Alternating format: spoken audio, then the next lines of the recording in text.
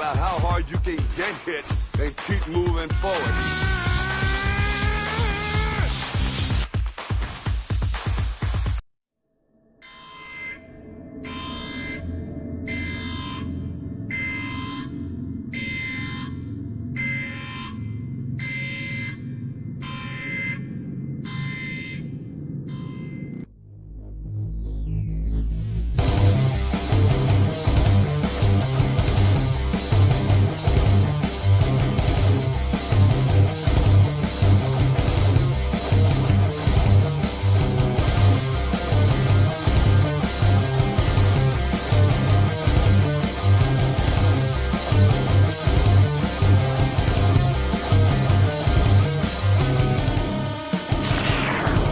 The following program is rated TV MAL. It contains strong language and is intended only. It's showtime. It is showtime, ladies and gentlemen, and welcome to this wonderful Eastern Sunday for everyone in this afternoon and evening time in Eastern Standard, of course. Ladies and gentlemen, welcome to Circle Debate Podcast, episode 147. The host of TV is what I've been seeing with my other hosts, mi familia, right here, my sangre, my all, my blood, my brothers in band, ladies and gentlemen. Let me go ahead and introduce, of course, the man with the IQ that I don't know what the fucking Denver decided to do, and I don't know. And I'm glad that, you know what, he is the Mr. Spoiler because he spoils everything correctly. And we'll get into, tomorrow, hopefully, we do New Japan Weekly because a lot of things happen in New Japan. They in the evening. I'm excited. He's excited. Ladies and gentlemen, Dan Bakley. What's going on, Bakley? Not much. Ready to talk some wrestling. We got a lot to talk about. We got a lot to talk about. That is for sure. That is right. What is going on? Streets. Yes. Very much tuning in. And of course, ladies and gentlemen, I gotta say this man because he is the Psycho himself from Philadelphia. Another Philly boy right here besides Bakley. That's why he is a DOM podcasting. He's Mr. Bloodline himself of the Bloodline Entertainment Network, ladies and gentlemen. That is right. My brother, Psycho Philly. Oh. What is good, ladies and gentlemen? Oh, my music. I need a second. Oh. El Presidente. Full-blown oos. Full-blown oos. Let's fucking go. Yes, baby. Yes, baby. Oh, let him fucking cut us off. Just what's going on, J-Man? What's going on? Justin, what's happening, my dude? Happy Saturday, everyone, and happy Easter for everyone coming up in the weekend. Happy Easter, y'all. Yes, if you celebrate. Absolutely. Yes, if you celebrate, of course. Today we do got a jam fucking pack of a show today, and I'm excited to talk about it with my brothers here. Man, I got the shakes that'll make you quake. I got the fries that'll cross your eyes. I got the burgers that'll... I just got burgers. He just got burgers. There you go. He just got burgers. That is right. But, man, I want to get into it before we get into Mania, man. Let's get into NXT Stand and Deliver because that was the one that started off. And, man, that was a hell of a show, man. I'll tell you this, gentlemen. I did not expect to be up at 9 in the morning, my time, which was probably like noon you guys' time, to watch this event. But, man, I can tell you that Stand and Deliver was incredible. It was awesome. I mean, we heard everybody else in the Bloodline Entertainment were giving their recaps, but we want to hear you guys specifically, man. You know, that's what you guys are here with me today. So I'll kick it off with you, Bakley. Break it down for Stand and Deliver. Of course, new champions were crowned, and give us your thoughts overall about this incredible event. It was a fun event. I had my hesitations about it being at 12:45. Last year, I believe it was like 2-3 o'clock our time, but then this time is 2 hours sooner. So I had a lot of thought going into that, but it exceeded my expectations. Indy Hartwell winning the ladder match was a shock. I think that was something that everybody didn't expect to happen. I thought maybe if Roxanne didn't retain, it would have been Tiffany Stratton. with the way they were going with her. But what we saw on Tuesday was a good sign of where they want to go with it. But that was a nice surprise there. Then they had the thing with the way. Later on, there was a cool moment there.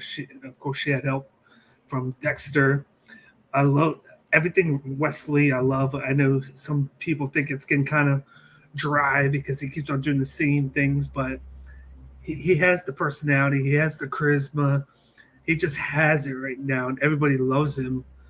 And it's kind of crazy to think that he was a tag team artist, and now he's pulling a Johnny Gargano if you think about it right now, because Johnny Gargano came in as a tag team guy with DIY, and then he kind of had to, because of injuries, had to like transition to solo.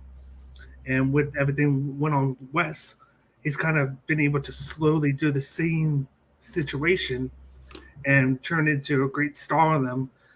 The NXT title match was just lit. I thought it was great. The right guy won. Carmelo, he is him. That's all you got to know about him. And I think he's going to be special. Gargano and Waller, that they knocked it out of the park. I love Grayson Waller. He's a great heel. He needs to stay a heel for as long as he's up in NXT and then called up. I think it's just a matter of time before he is one of the first people called up. He doesn't need the title because he has everything on the mic. He can be a mid-card guy to start out with to get his wrestling, because I think the wrestling needs to work a little bit to match his mic skills. But he does a great job. And I thought Gargano closing that chapter of his life in NXT was a great way to have him go off with a win. Mm-hmm. So I loved everything about it, even the pre-show. I think Schism should have probably won, because I hate the situation that, of course, the tag team was put in and they asked for their release. So now we kind of are like up in the air what they're going to do now. Yeah. But I get a kick out of Chase U, so any chance I get to watch them on TV and get a win, that's a plus in my book. Absolutely. Hell yeah. Way way to put it, man. Way to put it, my brother. DOM! Give us your take, my brother. Well, my full-blown oops didn't leave a lot for me, but I'll try the best that I can. Damn, Bakley, you covered it all. Oh! And that's why I love you. But as far as Stand and Deliver, I mean, it's probably not an unpopular opinion, but I enjoyed this more than WrestleMania Night 2. Can I just put that out there? Can I just say that? Is that okay? I ain't gonna get like canceled or nothing. Like Waller and Gargano was amazing. The way like Dale was talking about, loved it. I loved that Indy won. You know, people talk about Wesley, and all I have to say with that is if it ain't broke, don't fix it. Look at your Tribal Chief. Look at MJF. Look at the big champions in the business. They do the same fucking thing month in, month out. You know why? Because it works. And Schism is growing on me. I'll be honest, I'd rather have the Grizzly Young Vets, but Schism is growing on me a little bit, especially after Stand and Deliver and Mello on top. Carmelo Hayes holding that belt, first man to hold the world title, North American title, and the Cruiserweight title in NXT history. I'm going to be the only one, really, because the Cruiserweight title is gone. So, yeah. Unless Gabagulak gets grinding, we ain't going to see this ever again. And last but not least, of course, I'm kind of interested to see where they go with Braun Breaker at this point. I know he dropped the belt. I know he's sticking around for now. Could he somehow be making his way to a main roster, possibly at the draft? No. Yeah. But that's going to be intriguing to watch. They just announced a number one contender fatal four-way for Tuesday, where the only guy that was announced in the four-way was Dragon Lee. So there's been no talks of Braun Breaker. So maybe this was his way of just bailing out of the NXT, or right. Maybe he gets named as one of those four guys, because unless this is for like one of those Tuesday pay-per-views that they're going to do, and then Braun gets the actual Saturday pay-per-view matchup at Battleground. Yeah, definitely. Man, I'm just happy the fact that Indy actually won the belt. I'm happy for Indy. I think it was about time for her to get it. I've been like wrestling about it for quite some time, that she needed that opportunity, and she was a sleeper on this one. And I thought, Stratton was going to take it. I'm like, okay, they're going to have Stratton taking it. And then I don't know where Indy, I went nuts for that because I was really happy for her. I'm sorry, Roxanne. I love you too, but we got to give Indy a chance here. And now Indy has it. I am so stoked that she has it now. And it's her, her time was long overdue for her to have a NXT Women's Championship title ring. And I'm glad that she has it now. And now, seeing her probably, versus Cora Jade, we saw versus Zoe Stark on this past Tuesday. Now Cora Jade's returning. So I like this, they let it a little mixed up a little bit more ahead. Of course, with, you mentioned Bakley, about Schism. I don't know what's the future for them. And it was great to see the Rockstar. You know what? One thing I was surprised that Dwayne was not there in attendance to see his daughter wrestle for the first time on national television. That's what surprised me. I'm pretty sure he was watching in his plane, watching it through, I don't think he wanted to distract everybody from the match, because if he would have been there, everybody would have been like, "Oh my God, it's The Rock! It's The Rock!" So yeah, who knows? There is that. A lot of appearances too. That XFL season is mid-swing right now, and he could have been backstage. He could have been. Yeah. Definitely. I totally agree with that. But you're good, you. Yes, it's a good you. You're good, you.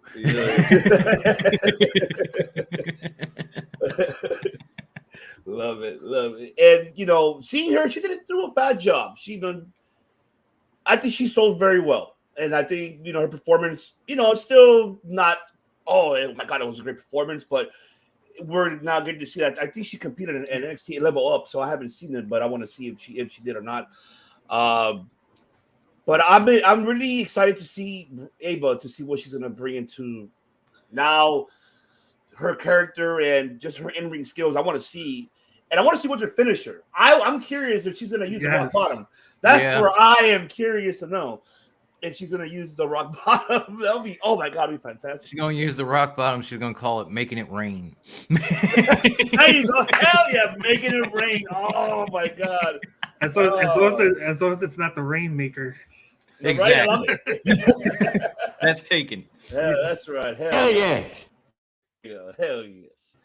But man, and of course, seeing Grayson Waller Gargano, what a match! That was incredible overall. Good to see Gargano get his chapter closed now in NXT, and now he can focus more on the main roster. And I'm glad Carmelo Hayes is now the champion. That's another well-deserved man. That this, honestly, for me, was the. I'll tell you this, and especially with NXT, and this is straight Shawn Michaels booking at his best. This feud between Carmelo and Braun we've been dying to look for this, and it finally happened. We got Carmelo being put over. This really reminds me of the WrestleMania 12 Bret Hart Shawn Michaels feud, because then right after, later on, you got Bret Hart, turning heelish after that when Michaels won the belt. It's almost similar to the same here with Melo. We saw Braun turn heel this past Tuesday, and so it's like we're kind of seeing the Shawn Michaels booking. Yes, gotta bring it back. Give Waller a title. Yes, and give Waller a chance. Hell yeah, I wouldn't mind. But see, with Waller, I'll give him a little bit more time. Give him a little bit. I know he's already had his time, but trust me, I think later on, if you involve him in like the triple threat, maybe with Braun, maybe later on, maybe. But right now, I want this trilogy to happen between Braun and Carmelo. Now that we have Breaker's a heel, I want to see what is he going to do. And, how you mentioned Dom too, like on his way to the roster, that's what I'm looking forward to. Now that the other man is back, but, we'll see. We'll get into that. I got two things. First, Grayson Waller walking out on IG Live, putting HBK there, be like, just wait until you see what I do to your boy, Johnny Gargano. that was great. And then, of course, with HBK in charge, like I've been saying this for over a month. It might not happen, but it would be very cool if you turn Melo into HBK. And, of course, you got Trick Williams. You turn him into Diesel.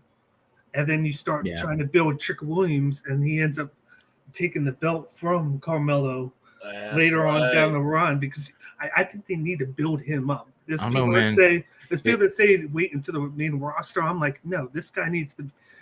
to get some matches, and this guy has potential. He has the height. He's good on the mic, just like Mello. We need to see what this guy has. He put on a great match against Dragunov a few weeks ago. I got to see it. Yeah. And, what's going on? Shout out to the chat, man. Shout out to, of course, our Bloodline sister, JD. Of course, J-Man. Mr. Universal himself. You haven't seen Out of Here podcast on Bloodline Entertainment Network, go back and watch the replay. Nick did a fantastic episode that he had, man. That was a great episode. Love it. Yeah, it was amazing. Chef's kiss. Brian, what's going on? Brian Cook, of course, in the house. Brian. I think you could just have him and Ava Raine. You don't need to have like a group. It could just be them. That's true. That is true. I wouldn't mind just them two. I mean, I know we don't want to kind of book them like Bray and Alexa in a way, but it's similarities here and there in the character wise. But I think just them two will be fine. And then they have their little Schisms followers. They don't have to be. They're Schisms. Schisms. I like that. I'm going to use that. They can have that at least. I mean, I would love it. I think it'll be. I'm excited. I'm excited for NXT's future, which I'm definitely going to ask you guys later on when we get into it. Yeah. All right. Now, and let's get the elephant out of the room with Mania. I want to get it all done very quick. Because, I mean, everybody done the recaps. Of course, they haven't heard mine, but I haven't heard Blakely's either. If you haven't also gone back, watch Top Rope Wrestle Talk and watch it yesterday. Of course, the DOM right here. And, of course, High Class and Mommy Heat. They recap WrestleMania. But we want to hear again from the DOM here on the COD. So break it down for both nights overall. Man, I think my queen JD said it best when we were on live. It seems like ever since they started 2 nights of WrestleMania, night 1 is like, holy shit. And night 2 is like, what the fuck? you get these amazing night 1s where all this crazy shit happens and titles change and you're hyped, but you can't wait for the next day. Then you get to day 2 and you're just sitting there like, the fuck just happened? What is this? Why am I even sitting here? Like, Jesus Christ. Oh, I'm telling you, I said it last night, and I think the company here would agree with me. They need to bring somebody in from New Japan to book these 2-night shows for them, because there has never been a bad Wrestle Kingdom night ever. There has never been a good night 2 of WrestleMania yet. You've had a couple of good matches, but most of the time, it's just fucking weird. They don't know how to book this shit. Good call on that, and you're absolutely right, because night 2 Yo, what the fuck? Yeah. It was. And personally, if they knew how to book this shit, the man to the far right would be holding those 2 titles right now. Yeah, I said it. What's happening? I'm going to keep saying it. The man was robbed. He deserved those belts. He had your man beat, and you know it. If it weren't for my homeboy Solo, he ain't sitting there with them belts. Call up I'll say it for him because Cody's got too much class. I have none. Oh, my God. Get this guy out of here. Okay. Hashtag 1,000 days, baby, all day. That's just Hashtag justice for Cody. You'll get his justice later on, but you'll get it on. SummerSlam, watch. Vaguely breaking down, brother. I think one of the big things with how night 2 is always going to be presented that way is that just being wrestled out by the end of the weekend. It's Sunday. It starts Thursday, and then you got Friday, Saturday, Sunday. It's not just WrestleMania. You got, of course, Multiverse. You got Friday. You have 2 programs. It's like SmackDown. You got the Hall of Fame. Then you got Supercard of Honor. Saturday, you had NXT. And then you had WrestleMania Night 1. And then, of course, WrestleMania Night 2. So you got all that product out there for everybody to watch all weekend. And if you're going there, just like you did, I know you went to like 4 or 5 events. Yes. That's a lot. That's a lot to take in for like a 3-day weekend. I was maniac out already. Yeah, you're tired. You were tired out. But then I just love how like night 1, it's like they muster up the strength to get through night 1 because it's the first night. You had some great matches. And like me and Don were live for night 1. Mm-hmm. And we even said it. Every single match was a hit. even the matches that we thought weren't going to do good did great. And they did what they had to do. I think the slot spots of where they were hit it out of the park too. And then you had the storyline at the end with the Usos against Zayn and Kevin Owens. What a match that was. That was a big build. I always said that with the Bloodline storyline, Jay and Sami Zayn were the heart of the story there. You got Roman, he's the big face. He's the champion. He's always going to be the guy for that storyline. But Jay and Sami told a story for over 8 months that just kept on going and still going right now. And it's going to be the main backbone of why down the line the Bloodline's going to crumble. It's because it's going to be because of those two and the storyline that they're telling. Then you get to night 2, of course. I think the IC title match was a great spot for it because people were able to watch it right away. They were able to. That match was insane. You had Brock first. It was like boom, boom, boom, get it out of the way. But I felt like just the slot alignment of the matches night 2 didn't sit well with me. Like, why would you put the Hell in a Cell? Right before the title match. Oh, color-coded weapons. Yeah, that's all I'm going to say. Like, the match was great, in my opinion. I think it served well for Finn Balor. It got people behind him, but you should have that midway through. But then they could have made it more of a Bianca and Asuka. I thought they could have put that and switched both those matches, and it would have done a little bit better with the storytelling and the placement of the matches. But I think that's what hurt night 2 was the placement. And then, of course, there being a night 2, the end of the weekend, people are just ready to get started with the new start of the week. They've watched so much TV, wrestling on TV at that point or going live that they're just ready to go. And then you have the way that night 2 ended, and that killed a lot of people. Yeah. Brian, I'm going to save your question here because we're going to get into AEW, and that's a good question. And we're going to say that. I'll bring it back to you, Brian, when we get to the AEW recap. Because I got a good answer for that. I got a good answer too. I already got one in my head too, but we're talking WrestleMania. So I'm gonna hold it. Put a pin in it. Exactly. I'll remember, Brian. Don't worry. We'll circle back. Don't worry. We'll circle back for sure. But I think night 2 because the botches, of course, with Finn Balor getting hurt early, they had to end the early match early. The Shane situation.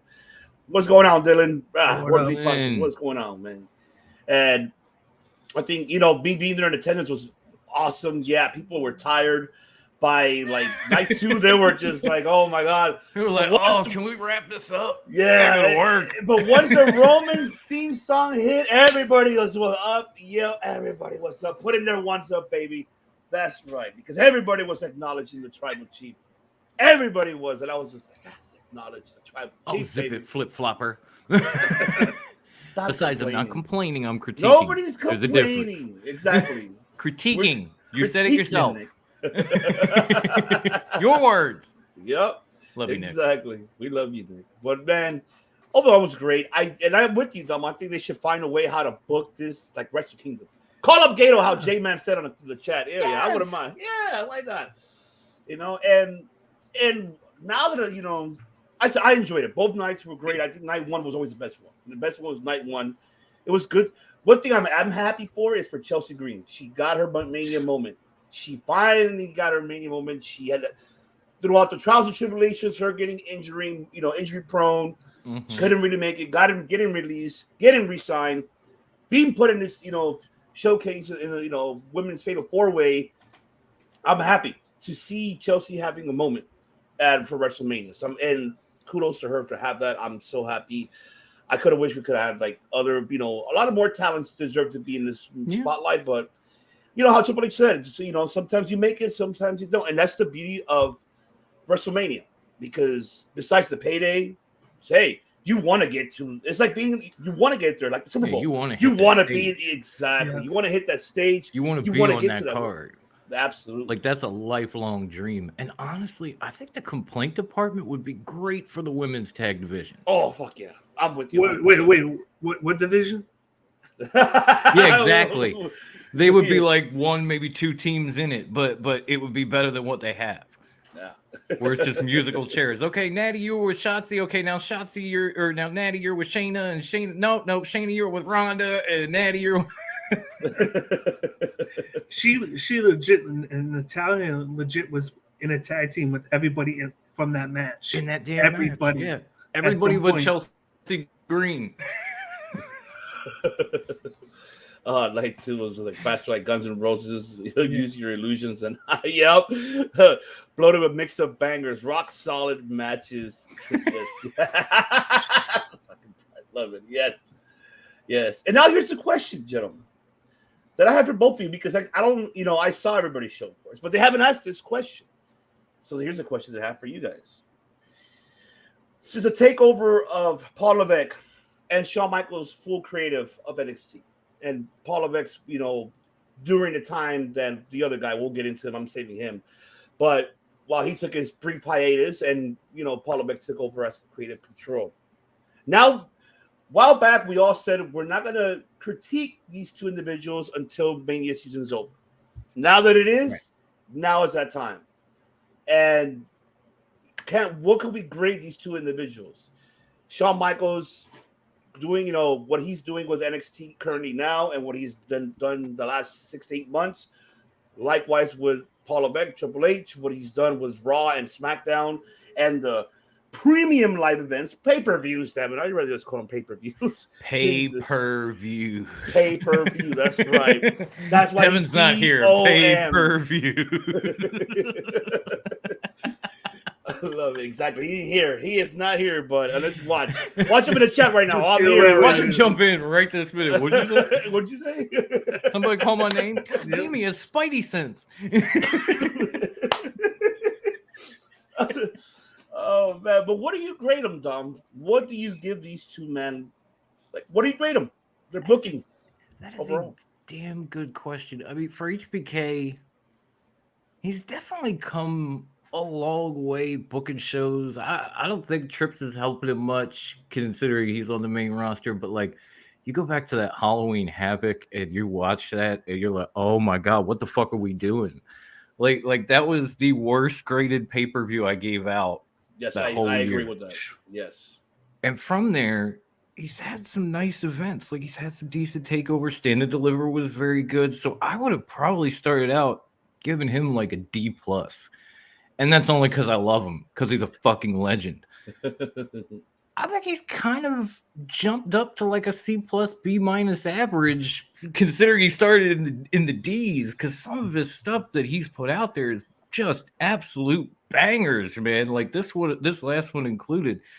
So I feel like Sean's getting it, and he's improving. So I'll be nice enough to give him a C+ just for all that shit before he learned. Like it. Yeah. It's a process. I get it. Triple H, man, from I guess SummerSlam on, I really loved what he was doing. I loved the takeover style pay-per-view, man. We're going to have 5 matches, 20, 30 minutes apiece, or maybe we'll go longer with one of them. Like they're all going to be bangers, and you're never going to forget this night. Okay, cool, I'm in. Like, he made Extreme Rules watchable. I didn't even think that could happen. Very true. Very true. I have gone back to the pay-per-view from last year and compared it at every pay-per-view. Like, even this Mania was far better than last year's Mania. Night 2 was all what the fuck. This one was like, oh, that's cool. Wait, what the fuck happened here? Oh, that's not bad. Wait, what the fuck? It was a mixed bag, as opposed to just like 4 hours of what the fuck am I watching? And honestly, that Night 2 of WrestleMania as far as I can remember, is like Triple H's only real miss. Everything else has been very, very good from him. I'm gonna be. I'll give him an A-. I'll give him an A-. Okay. It would have been an A if it weren't for Night 2. That shit, you lost points, homie. I'm sorry. I don't know if Vince had something to do with that or not. I don't know. Maybe Shane blowing his quad fucked your whole night. I don't know. But it drug you down, in my opinion. A-. But Sean's at a C+ right now. He'll get better. Love that. He's getting better already. It's you know what? It's average. So I'm with you on the Shawn Michaels one. for sure. I'm with you on that. Trips. I'll get to it. I'll get there. But go ahead, Bigley. What are you grading, my brother? Go ahead. For HBK, I give him a B. I think a big thing with him, everybody has to realize, is the fact that he kind of got thrust into that job. He came in just to be like a helper for Triple H there, where he was going to do this and that, work with the talent. But then he got thrust into everything. Like he was a boom out of nowhere. You're running NXT. So for a guy that's just moved his family to Florida, because he's been in Texas and he finally moved to Florida to do day-to-days, and he gets thrust into it. So it's like I had to up the grade a little bit, because even though everything that Dom said was true, like he didn't know he was going to be doing this like 6 months ago. He had no idea. So I give him a B for that, and I think he's starting to do better and better with it. With Triple H, I give him a B+. I give him a B+ because we've seen everything he's been able to go status quo. I love the pay-per-views that he does. He's telling stories, which is what we want in WWE. But there's some minor critique that I always say with stuff that he's done. It's the women's tag division. It's still bad. It's still not there. And this is personally my gripe, is the IC title. I love Gunther. Gunther's my guy. The Intercontinental title is the thing that I think that needs to have its prestige back, and he's starting to do it. But how, like we talked about this 6 months ago, where we're like, okay, Roman's not going to be there. Let's heighten the IC and US title, which they have. But how is it that since then, the IC title in a matter of 7 months has only been on 2 pay-per-views or premium live events, whatever you want to say? Clash at the Castle, it was defended, and then WrestleMania. But then the U.S. title has been on almost every pay-per-view. So now you're telling me the U.S. title is worth more than the IC title, even though Gunther has done a tremendous job of being the champion and making that title important again.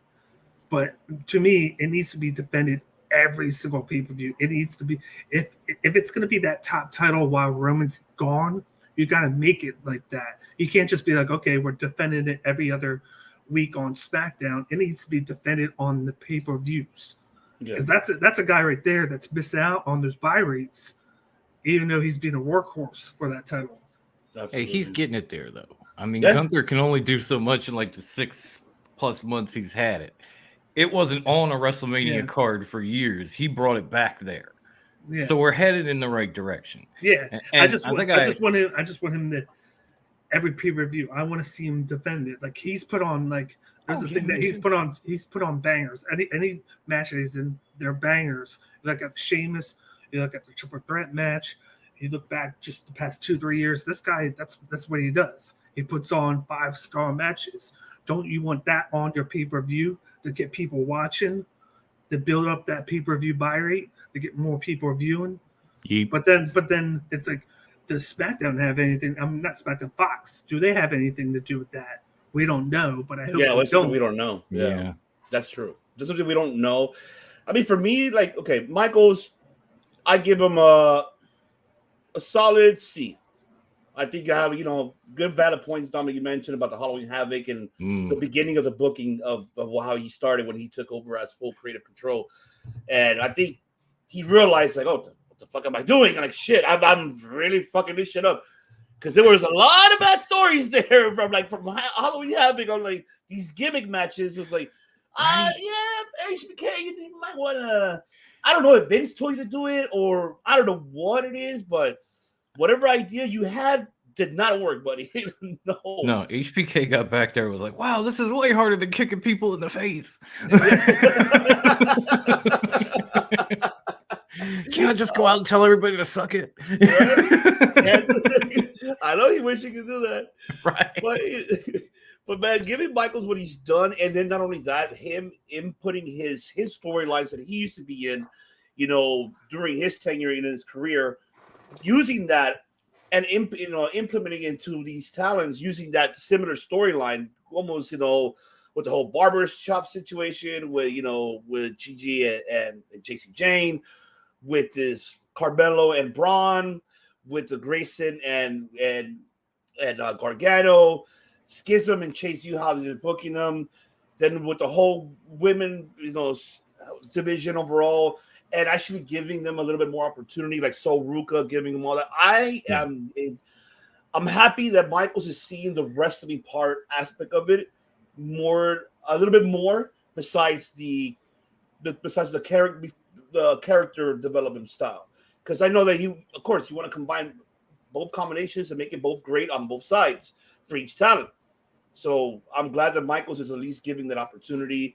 So I give him a solid C what he's done for the last, even the last, takeover. And I mean, well, it's not even a takeover. It wasn't even called. It was just stand and deliver. Right. But I'm glad that he did. He's doing great. Over. Yeah, it's still takeover. It's still takeover to us. I do still take over to me, damn it. Black and gold. I do think it's concerning that on Tuesday nights that it seems like the crowd in attendance is kind of going down, because you do see the open seating. So it's like, that does make me worry about it, but they're putting on better shows. It's just that the crowd's not packed anymore, I feel like.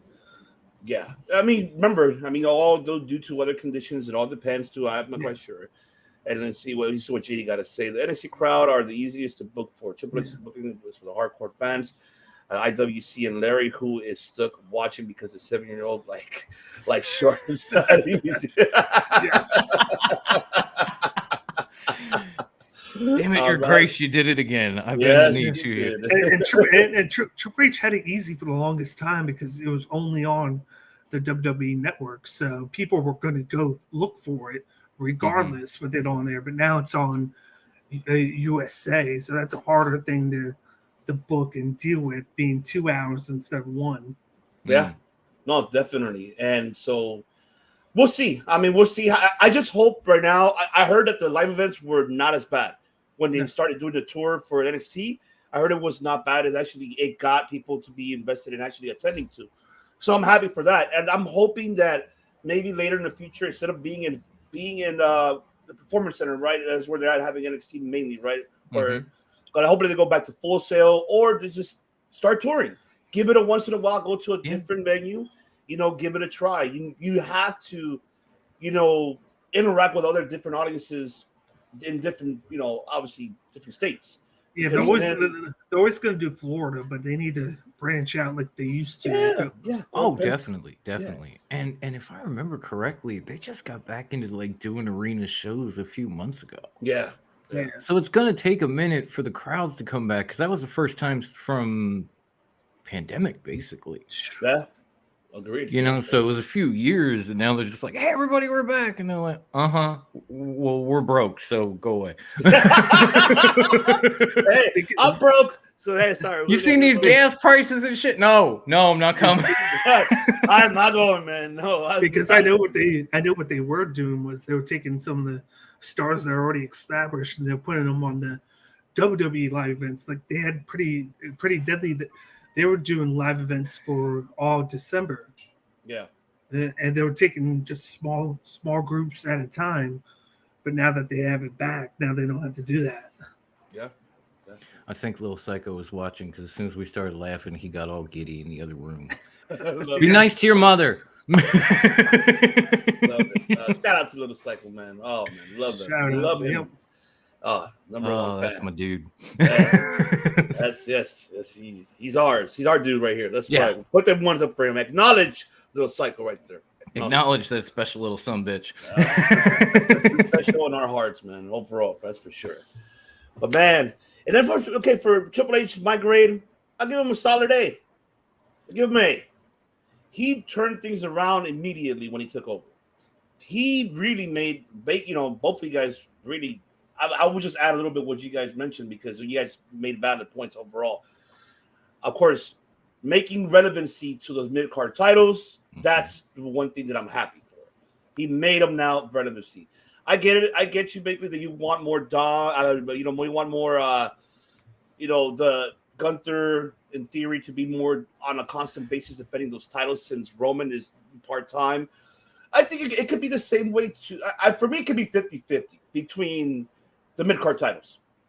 One could take a night off. One could, could defend it here and there. It's not a problem because it gives the chase of more investment because the chase is where we get more invested of the story instead of seeing it every week. Like, yeah, of course we do want to see open challenges, everything else.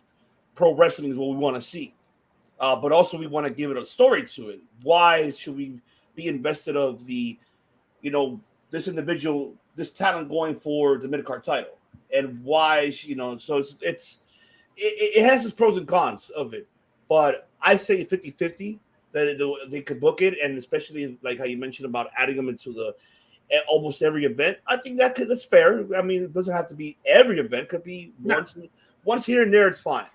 It could be one. The U.S. like Extreme Rules had theirs, right? Prior to that, I think after that it was Cardiff, and then that was when it was Gunther, when it was his chance when it went to Cardiff. So, like, if they could, fluctuate that way, and as long as it's better than once every 6 months, which they're doing. Yes. Oh yeah. Now. Oh, yeah. I mean, when you think about it, Triple H came in basically took over at SummerSlam like 8 months ago, right? Yep. At that time, Gunther was barely doing anything on the main roster, and Austin Theory was stuck in something that Ivan, as my witness, because he heard me bitching about it, I fucking hated. I absolutely hated this weird Drew McIntyre clone that had a little bit of Prince Pretty in it and all that bullshit. I fucking hated it. And from there, he has gotten them to this point where coming out of WrestleMania, if one of those guys wins the Royal Rumble next year, I won't be surprised. Yeah. They're on that level now. And they're both young, and they're both like youngish as far as WWE roster talent with a mid-card title, which feels kind of accurate. Like this is where these dudes belong as they work their way up. So if they do turn around and one of them wins the Rumble in November, you're like, oh yeah, I saw that coming. Yeah, definitely. I'm with you on that for sure, brother. You got to let Papa H cook. Yeah. let him add those ingredients and let him fucking more importantly. Yeah, just slow roast, just stir it every now and then. More importantly, like I think Nick said earlier, keep Vince out the kitchen. Go away. Fuck up out of here, Vince. You're done. You brought that up. Let's get into that. You're microwaving shit. Get the fuck out of here. Well, we're heading into that segment, Mike, as well. And yes, WWE sells to Denver. I want to say more sales, more a merger. But they really bought it out for $9 billion, of course. 9.3 to be exact is what, of course, Helwani, not Helwani, what's it, Helwani or whatever his name, Ariel Helwani, yeah. So from Endeavor, who's the founder and CEO of it, of course, merging with UFC and with Dana White, of course, the new board of directors is there. Nick Khan is still there as president. Vincent Kennedy McMahon with the mustache, of course. Looking like Gomez Adams. Looking like Gomez Adams. Vince McMahon, I guarantee you, he sold his soul to Ariel, telling him, "Look, pal, this is why I want you to buy it. I want you to have me there. I need, He sold himself for him to stay. He bullshitted when he said, "Oh no, I wanted to leave. No, I wanted to step out." No. Bullshit. This is where you had your way out. Yeah, and this is like another way around, and you got involved, and now you're back on, and of course, Vince is. This is always Vince. Always. If anybody's gonna kill my creation, I'm gonna do it. He's gonna do it. So I'm pretty sure with a mustache. With a mustache. Yeah, I'm pretty sure he went to Paul Levesque and he's like, "Look, Paul, You will lose, stand back. Stand back.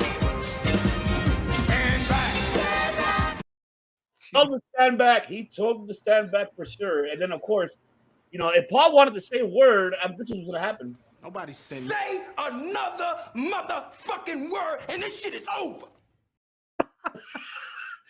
So I'm pretty sure. And Triple H like, this is Jiggy. I can get you on Blazing. I can't get jiggy with this shit. So I mean, yeah. Jesus, man. Now that he's back in full, he said yes or no. I still is bullshit. He's back on board. A lot of things are speculating with this situation because now the sale is being investigated because some of the majority shareholders are like, what's going on? Why is this happening? Why is he back full creative control? And Vince found a way back in, and this was his way in. And we said this is the beginning when the sale was announced in the first place that Vince was not going to go anywhere. We all said it. All of us did on our podcast. We said it as a group on the Bloodline. We all said it that Vince was going to come back no matter what. He ain't going nowhere. The guy is staying. He might be the next. He's the Mr. Burns right now, because even in 30 years from now, he's gonna have his head right there, and that makes Trick Smithers. I think it's a 50-50 though, because there's a lot of integral parts that play in it. Me being a guy that watches both products and known about the Endeavor deal when they bought UFC.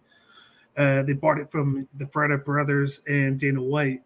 We thought Dana White was going to be gone after that. But then the same guy, Ari, the guy to the left, was like, I want you to stay.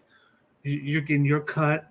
I want you to do everything that you were doing before, and you're going to be on salary too. So he got paid, and he's still getting paid to do everything. Because what this guy because what this guy does is he just buys it. Let them do it, and he makes sure that he's getting the investment out of it, because he's getting the investment at a lower price than what it was on a high. And that's what WWE was on the way down stock-wise, because I believe it was at 10 billion or so, and it went down while Endeavor was going up. So Endeavor just scooped it up, got it at a good price. Vincent got paid because he was a majority shareholder. And the big thing with this is the fact that Vince wanted to go, but I think this does allow him to come back. But the big thing is, this was Ari's decision. He made the decision to tell Vince, I want you to stay in. You're not retiring, because if I'm going to invest in your company, buy it, I want you, the guy that started it, to be in control in some endeavor, even if it's just on the logistics and not the creative, it's just on the business side. He wants to make sure he milks out every cent of what he put into this. And the guy that does it is Vince. Yeah. Vince can be like, okay, I'm going to have Triple H run the day-to-day and creative, but I'll make sure everything on the business side is done by me. So you could say he reasoned his way in for that, but I don't think he's going to touch anything creative. Maybe he did on Monday because it was like the first day. He won. I don't think he had anything to do with night two, but I think that was him. But everything after it, I don't think he touched SmackDown. He wasn't even there. He was still in LA. He's too busy dealing with this. This guy is willing to let WWE run the ship the way that they still did before the merger. He's just a guy that can oversee it. He has 51% of the stocks to 49 of WWE. So if anything happens, Ari has the final say. He has the final say over Vince because he has more stock than Vince does by 2%. I just think it's the way of this guy knows that Vince is the guy that started it, so he trusts him more than being like, okay, I don't know who Nick Khan is. I don't know who Triple H is, but I know what the product is. And Vince is the guy that created it. So, yeah, definitely. DOM, give us your take, bro. Yeah, I think Bakley hit on something there that I was going to talk about, and that was, I mean, they did buy Endeavor bought the controlling stocks, and I think they wanted to keep Vince McMahon around for his business mind. Not to take over creative, not to get back in the full capacity. Just you run the shit, you make the deals, you do. Because clearly he got $9 billion out of them, so he's a decent businessman. This is after selling the U.S. network for $1 billion of its own. So Vince has definitely got the business side of it. I just don't think they'd be willing to let him retake creative and bring everything back to where it was after it has progressed so far. And every time you turn around, regardless of how we think Triple H is booking or how he's doing, every time they have a pay-per-view, it's like, oh, we turned record profits. Quarterly, we turned a record profit. That's what Endeavor wants. They don't want to go back to the days of Vince running things and ratings going down and stock prices dipping and people not showing up to the pay-per-views or asking for refunds while watching the main event. So I think they want to keep Vince behind the scenes. The thing that just feels so skeevy to me, and that's the only word I can use to describe it, is that I remember Vince originally kind of snuck his way back into the board, pitching that he was going to negotiate the TV deals. You remember that? Oh yeah. Fox was coming up, and someone's going to have to negotiate these deals, and I'll do it. And a few board members left because they felt like they were strong-armed by him. Yeah. Then all of a sudden he turns around and he does this, and I had the same thought that Justin had in the comments. I believe Vince might have poo-pooed a few of these other offers because Endeavor was the one that was willing to keep him around. And he was willing to sneak his way back in the first place. He don't want to go. He had his out. He had it. You were done. And you crept back in the back door. Yeah, he figured out a way how to come back, and he did. And like I said, I mean, I'm telling you, he sold. It's all about the money. He sold Arrow for sure. He sold him for sure. He told him, hey, We'll make movies. pretty sure he did. I don't know if I want to see Vince's movies after all this coming out. I I don't know if I want to see that. I don't know. Nah. I don't think we want to see it. No, I don't think Nah. so. No, but I mean, I'll watch Mandy stuff all day, but I don't think I want to see. He sold his son's quad for money. I'll just put it out. Right? How come that wasn't sponsored by Cinnamon? Right? He probably did take it to the black market. Here you go, Ari. I heard you needed a quad. Hey, I heard you needed a quad, pal. Here you go. Ha! Here's the two I blew out of the pay-per-view. Here you go. Like father, like son. Shane. Yeah, they were like father, like son. That is for sure. But I mean, and then with the whole, we seen the movement happening. Yeah. Fire Vince chants. We saw it on the bump. We saw it. Ladies and gentlemen, I'm going to tell you right now, ladies and gentlemen, and I'm going to say this. I'm afraid I've got some bad news. He ain't going nowhere. The man is not going anywhere. He found a way in, and he's going to stay where he's at. Look, I appreciate McMahon, what he's done for us for our childhoods. He gave us the Attitude Era, the Golden Era, the Next Generation Era, the Ruthless Aggression Era. He gave us that. I'm not upset of Vince McMahon, what he's given us. He needs to be understanding one thing. Dom said it before on Top Rope. If you go back, go to the Top Rope archives. He's been saying it. Your time is done, old man. You're that cartoon mentality you have is no longer there. We're in 2023. We are living in a modern era now that is different, in a different society, different overall aspect in the world itself. Pop culture is way different. It's not what it was 40 years ago. It's different. But is he gonna leave? No, he ain't going nowhere.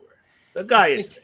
It's like, when your dad gets older and he wants to move back into the house, you're like, fine, you can stay here. Stay out of the fucking kitchen or you'll burn this bitch down. I know it.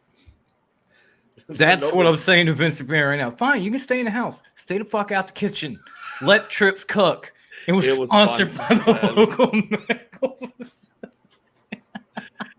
Oh my god! Oh my god! It was sponsored by Family Guy. I wish I had that clip, but I'll have it next time. But man. Yes, I want it.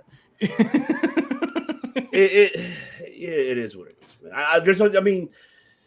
Look, the only way for this man not to get involved in creative is if we see the numbers are down, stock market wise. I think if we see that, then Ariel Helwani will have an issue. Because if you're combining these two mergers, not called TKO, it's not officially 100% as of yet, but you're going to combine it overall. right now it's not gonna. It's good. Right now it's great for the investors because oh shit, we got sports and entertainment, sports combat, entertainment, put into one. Right. Great investment there. Feels like they're following our blueprint. I'm just. They are. I think they saw the show. They're like, they saw Hey, Top Vince, Rope. They saw cut the check. cut check over here. Send it to the bloodline, man. Hey, Dory right here. You know, send it to us shit. over here. Thank you, baby. Oh, that's where you go. Everybody says hi. Hi.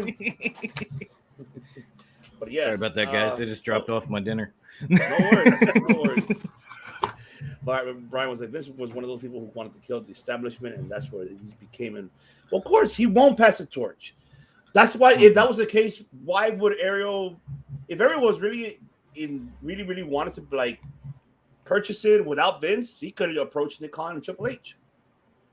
But you know, numbers talk. And like I said, this man sold himself. Vince knows how to talk. He'll know how to convince you. You don't know how to convince you of why you should eat this cookie, pal. This cookie is delicious. I should have seen this coming when you had Ariel Helwani doing the pay-per-view last month, and then him doing Mania here. Then you had Daniel Cormier interviewing all the wrestlers the night before WrestleMania, doing all that. I'm like, they're getting these MMA guys involved in WrestleMania right now, even though I know Cormier is a big wrestling fan, but I'm like, something's going on. And like, after seeing that, I should have thought, oh, Endeavor, come on, put two and two together. But I was like, no way. Cormier's working with ESPN, and we know ESPN has that relationship with them. But boom, this happened. Should have seen it coming.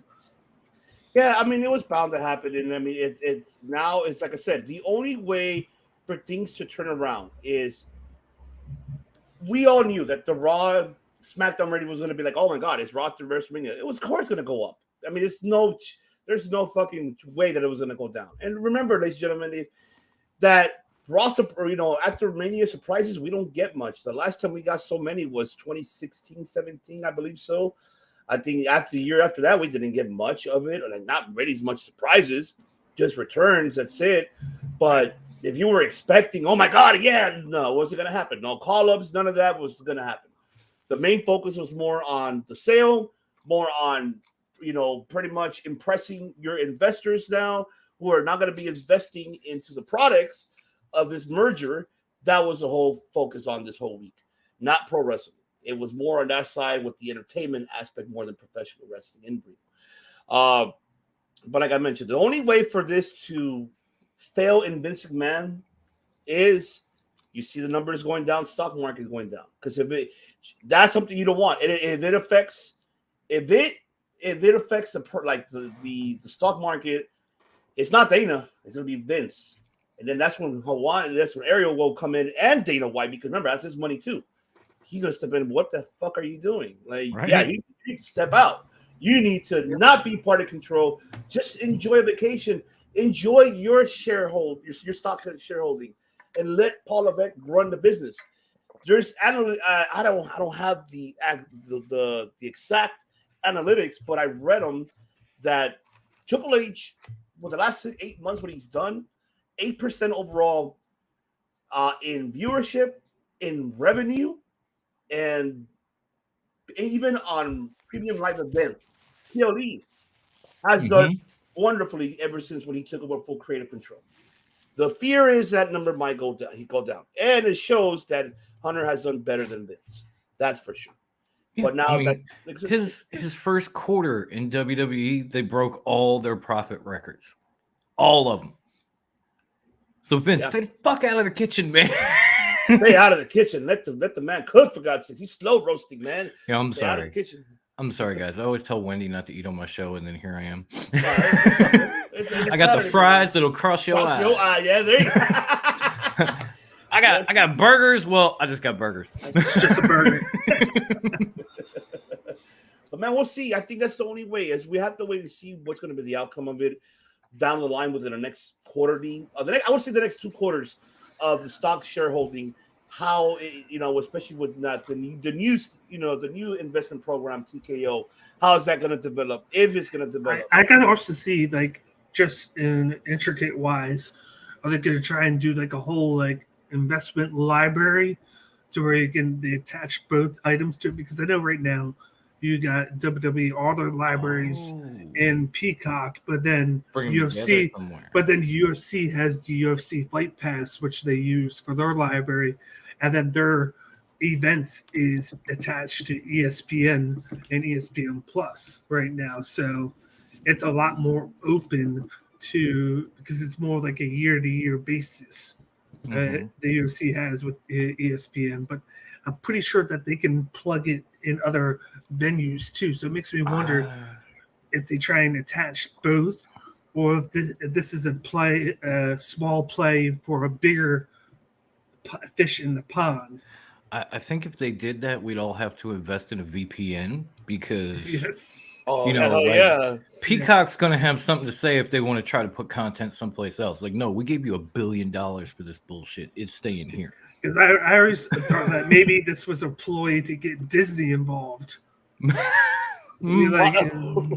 Because both companies have like a library within Disney overseas. Right. So That's true.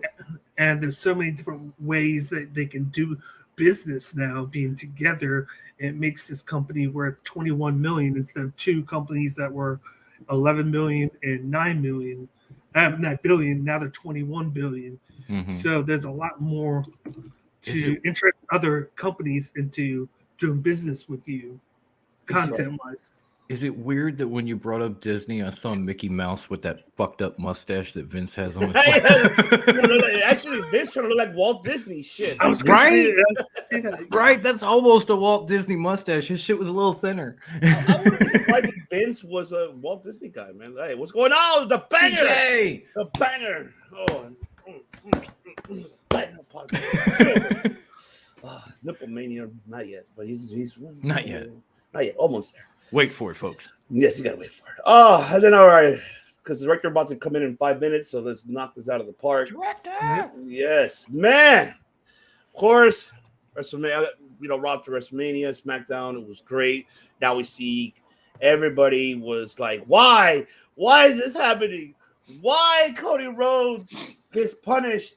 Well, let me remind you, he did fucking hit the sledgehammer with the chair.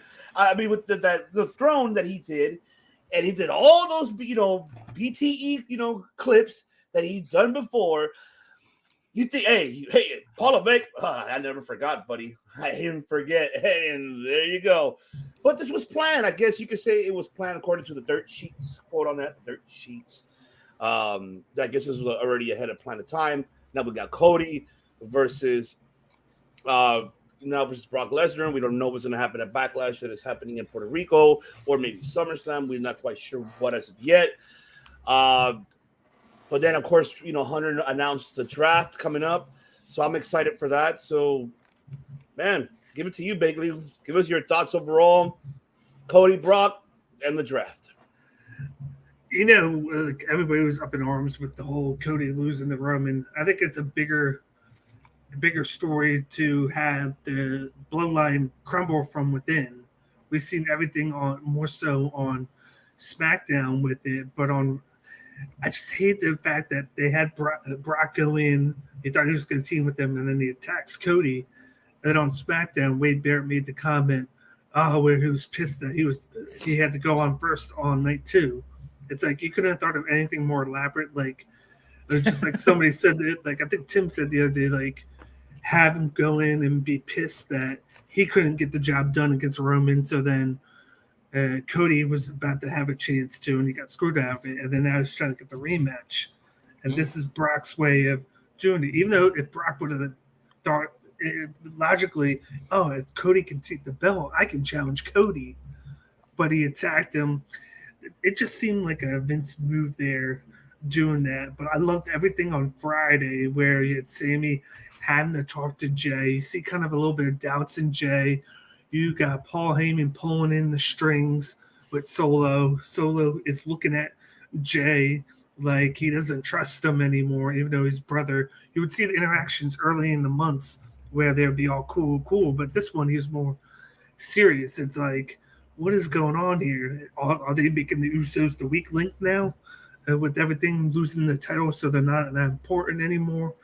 But then you got Jay fighting his family with his friend, or former friend, in the honorary Us. There's just a lot to play within it.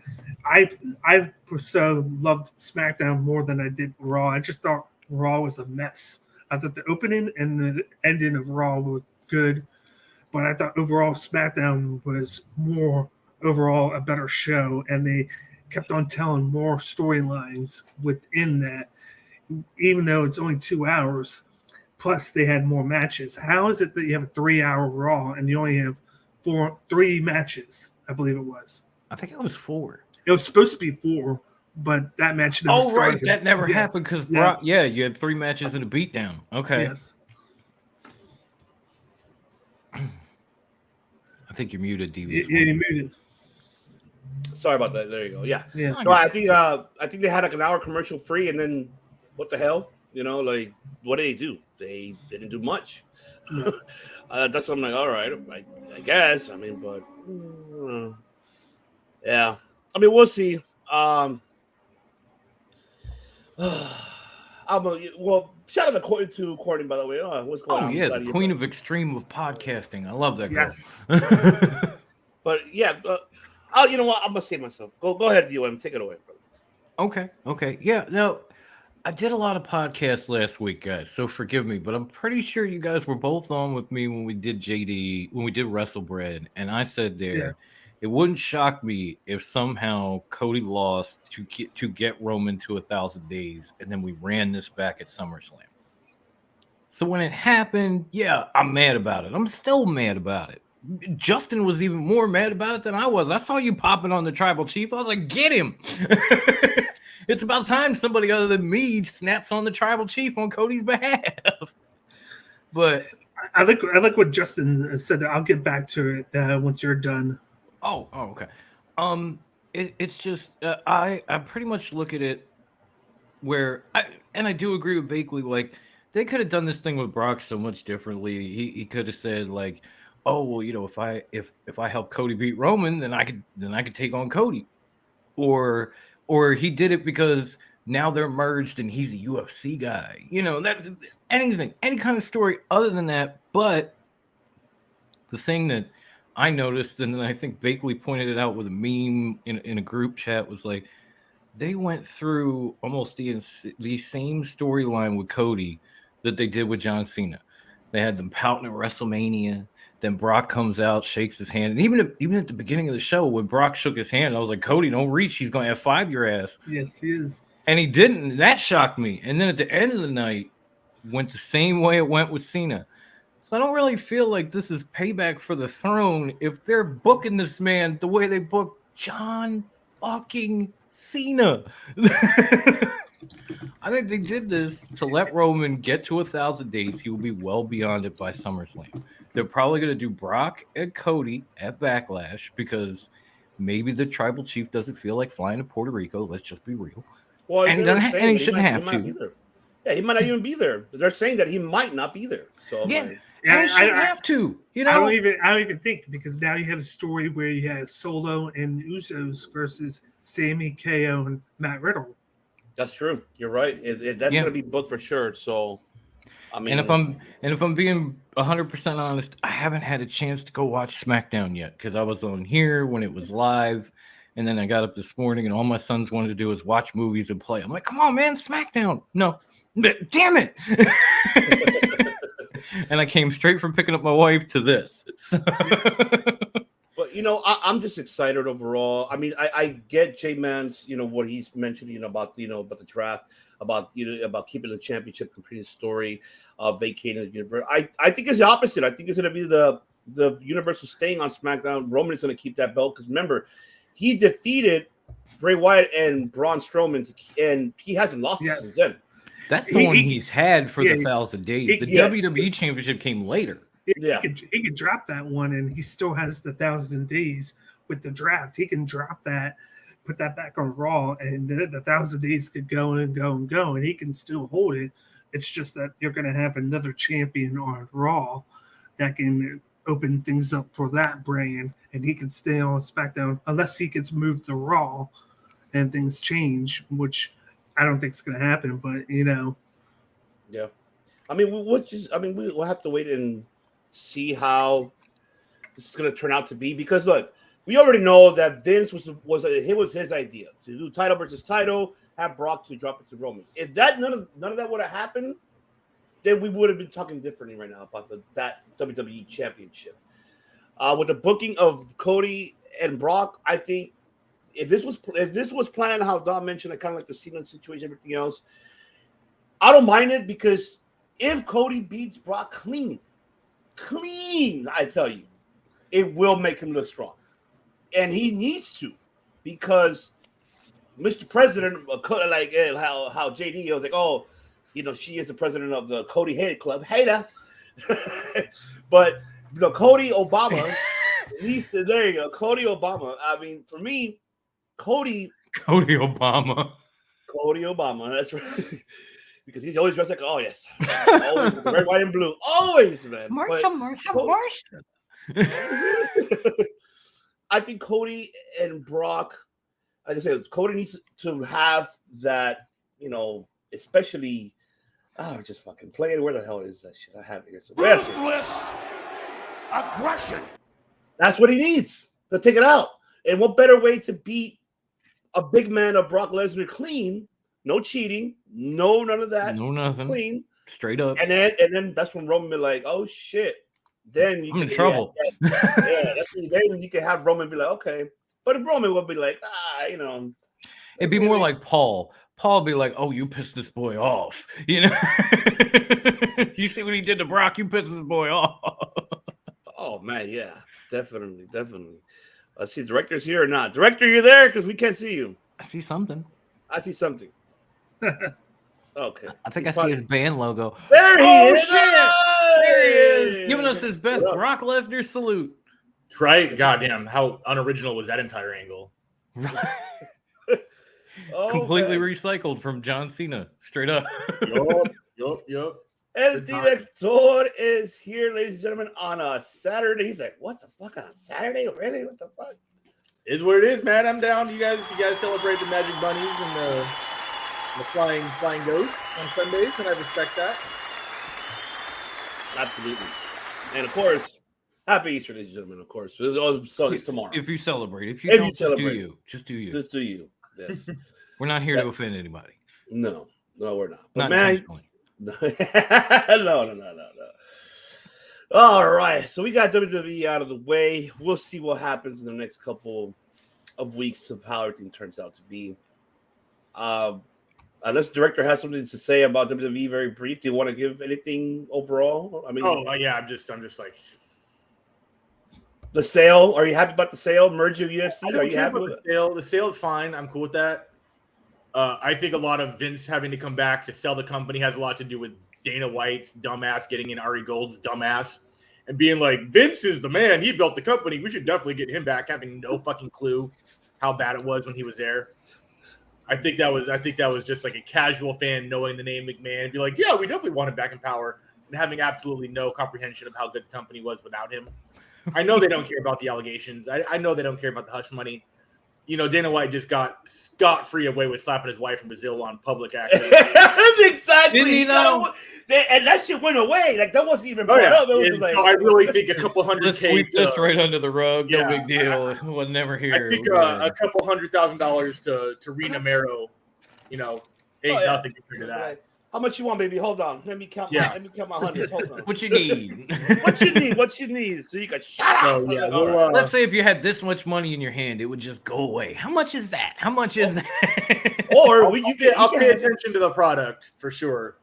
And I'll watch it actively until I don't again. So we'll see what's up for sure. Oh, yeah. Definitely. Yeah. Or you want to have a nice dinner with You will lose, stand back. Stand back. have a good dinner with Vincent Kennedy. Oh, He doesn't know what a burrito is. Every He time. doesn't know what a burrito is. I will never eat with that man.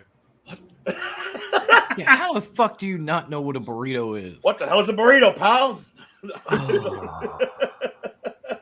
What is going on? Well, yes, it is that time, ladies and gentlemen, because let's thank God that Wednesday saved us because Monday was not the best. At least Friday was okay, but Wednesday saved us because Yeah, I gotta watch SmackDown last night. Was it all right? I didn't see it either. it was actually it was just pretty good. It was pretty good. All right, cool. I mean, I still watch it, like so I just forgot. Was it like an Orange Cassidy thumb up? Thumbs up, baby. That's right. It's time! It's time! It's Vader! Dynamite, ladies and gentlemen, that happened. What's the date? Thursday. I was on the 5th, 3 days ago. So Yeah. 72 hours. There you go. Yeah. 72 hours, not 96 hours. So, all right. This was a fucking banger of a show, to be honest. I was not upset. Yeah? I really could say this was a banger. And thank God, because it fucking saved us from the aftermath of what happened on Monday. And this, just for you, Tim's not here, but this for you. He's watching. Banger after banger after banger after banger after banger after banger after banger. And it was after banger, I'll tell you that. Oh man, it was definitely after. Oh my God, let's start it off with the opening. That, oh my God. All right, I'll save myself, but yeah, it was supposed to be, of course, rock hard, baby, rock hard, just like the director rocks hard. You know what I mean? Yeah, he does. Yes, he does. In a different way. In I hope- so many ways. different way. In so many ways. Nothing like Juice Robinson. Oh, no. Nothing like it. But no, nothing like Juice Robinson. No, That man rocks harder than Juice Robinson. I said that too. Okay. We thought we were gonna get a great opening matchup between these two, but no, we got the appearance of this man right here. That even Fuck! yes. Fuck!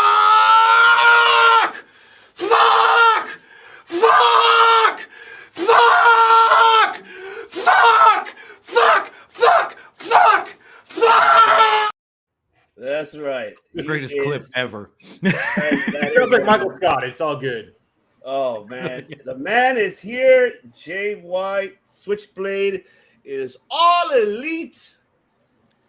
Look, all I can say is that because of that bullshit sale, I know Paul Levesque was. I guarantee you that Paul Levesque, when he saw this on Wednesday, and I know he did. I know he saw it. I'm pretty sure he. I know he was. sad. He was Jay White in the back. Just fuck. Oh yeah, he was Jay White in the back for sure. Because when he found out, like, oh, Jay White is all elite, it's done. He is now officially with AEW. But it's a different style. No black and white. Now it's black and gold. And looks like there's so. Look, I'll save myself for last. 'Cause I want to hear everybody's thoughts here. So I'll start off with you, Bakley. Give us your thoughts. Jay White's all elite. You're a big fan, just like I am, of Jay White. Yeah, I think it's a good fit for him. I think the guy that he is on the promo, you got Bullet Club, there's unfinished business there. It allows him to tend to that. If he would have went to WWE, he wouldn't have been able to do that. I felt like maybe they would have changed things with him, had to change his name. People would have forgot who he was. And this signing actually happened before the weekend too. I think he signed on Thursday or Friday. Mm-hmm. So there was something with WWE where they wanted to take a look at him. They were putting a package together for him, and then there was just between Triple H and creative or everybody in creative, there just wasn't communication there, and it fell through the cracks. AEW picked him up. There's so much that I have to say with him going to AEW, with him back with Juice Robinson, and then there's, like I said, you got Forbidden Door. I think there's going to be a Bullet Club Civil War that we're going to get between the black and gold and the black and white. There's so much to talk about with this. I'll leave that for another show tomorrow that we're going to do. But it's a good move. I think they could have done a better job with the camera angle of him coming in and then hearing his theme music as he's running out to help Juice out. But I'm interested to see how they do this with Ricky Starks, because I like Ricky Starks. He just got a victory over that storyline with Chris Jericho, and then you had Juice come out, which was pretty cool. And I was like, okay, what are they going to do with him and Juice? And it's like, I guess it was a whole ploy to bring Jay White in to get him a good opening. I just felt like they messed it up. But I'm hoping that they get Jay White right this time, bringing him in. Because the last time they did, it was kind of like an in and out. And I felt like it fell flat a little bit. But now you got to make sure that you get him on every week as much as possible. I like the little touch with Renee Paquette in the back where she was like, so what's going on with you, Jay? What's your status with the Bullet Club? And he looks at her, he walks back in and shuts the door on her because he doesn't want to answer the question because it's a sore subject. And then everything going on with what happened at Genesis this morning, it just makes everything seem right with his character. I just hope that Tony Khan doesn't mess things up. I'm gonna say it myself. Trust me, I am. But I can say yes. Go ahead, Tom. I know you went Nettie, so go ahead. I want to hear. I really did last night. I just oh my god, hearing his music and kind of seeing him come out because you're right about the camera. That's how you do a beatdown, Brock. By the way, I'm just saying. Yeah, I said that too. But I mean, it was the sale might have had something to do with him not going to WWE, but I think more importantly, WWE values casual fans maybe too much. I don't know, but when they bring somebody in, they look at it from a standpoint of like, do casual fans know who this guy is? And even though we do, I don't know if there's a lot of casual wrestling fans who could look at that picture and go, "Oh, Jay White, yeah, he's awesome." Mm-hmm. And yeah, that's one way to look at it. But at the same time, I don't think a lot of casual fans knew Shinsuke Nakamura. Let him show up on a WWE roster with some amazing music, and everybody's in the crowd going, "Oh," and chanting his name and everything else. I don't really think it matters as much as they think it does. Mm-hmm. But it was probably the biggest reason that Jay didn't go. So why not turn back and head for AEW where he's already been, where he has a slight history with? And yeah, the last time fell flat, but the last time was Forbidden Door, and Adam Cole got hurt and just came back, 2 weeks ago? That's true. That's right. So it kind of fell flat on account of that, and not really anything of Jay's doing or even TK's. I'll give him a pass on that one. I'm still mad because I brought up the rankings last night. I put up proof on the screen. We got cut off completely. Tony Khan, I will say it right now, you're bullshit. Oh no. I'm serious. I'm not going to sit back and take this fucking shit. Oh, take this shit. You will because I want to hear what the director got to say. So that's why I say we best for last, baby, because I want to hear. We'll see about that. What? You're not gonna give him what? Why? Come on. All right, go ahead. What? I know the rumors of Jay White allegedly talking to WWE, and the coincidence of him showing up the Raw after Vince's first Raw back on Dynamite may have had a lot to play into it. That'd be really funny because the meme shows Jay White running, and it's like me Jay White when he finds out Vince is back and he's taking off. Meanwhile, FTR's in the back re-upping with AEW. Yeah, we'll stay here. No career, no. Did you see the screenshot? Did you see that? I don't know if it was real, but the screenshot of Twitter that Tony Khan had posted where everyone's sucking his dick on oh, we're so good to be back here, man. We're so glad now. We're so glad. Yeah. Everyone's like best boss ever and all this shit. It was right. Tony's amazing. Okay, but this specific angle. Okay.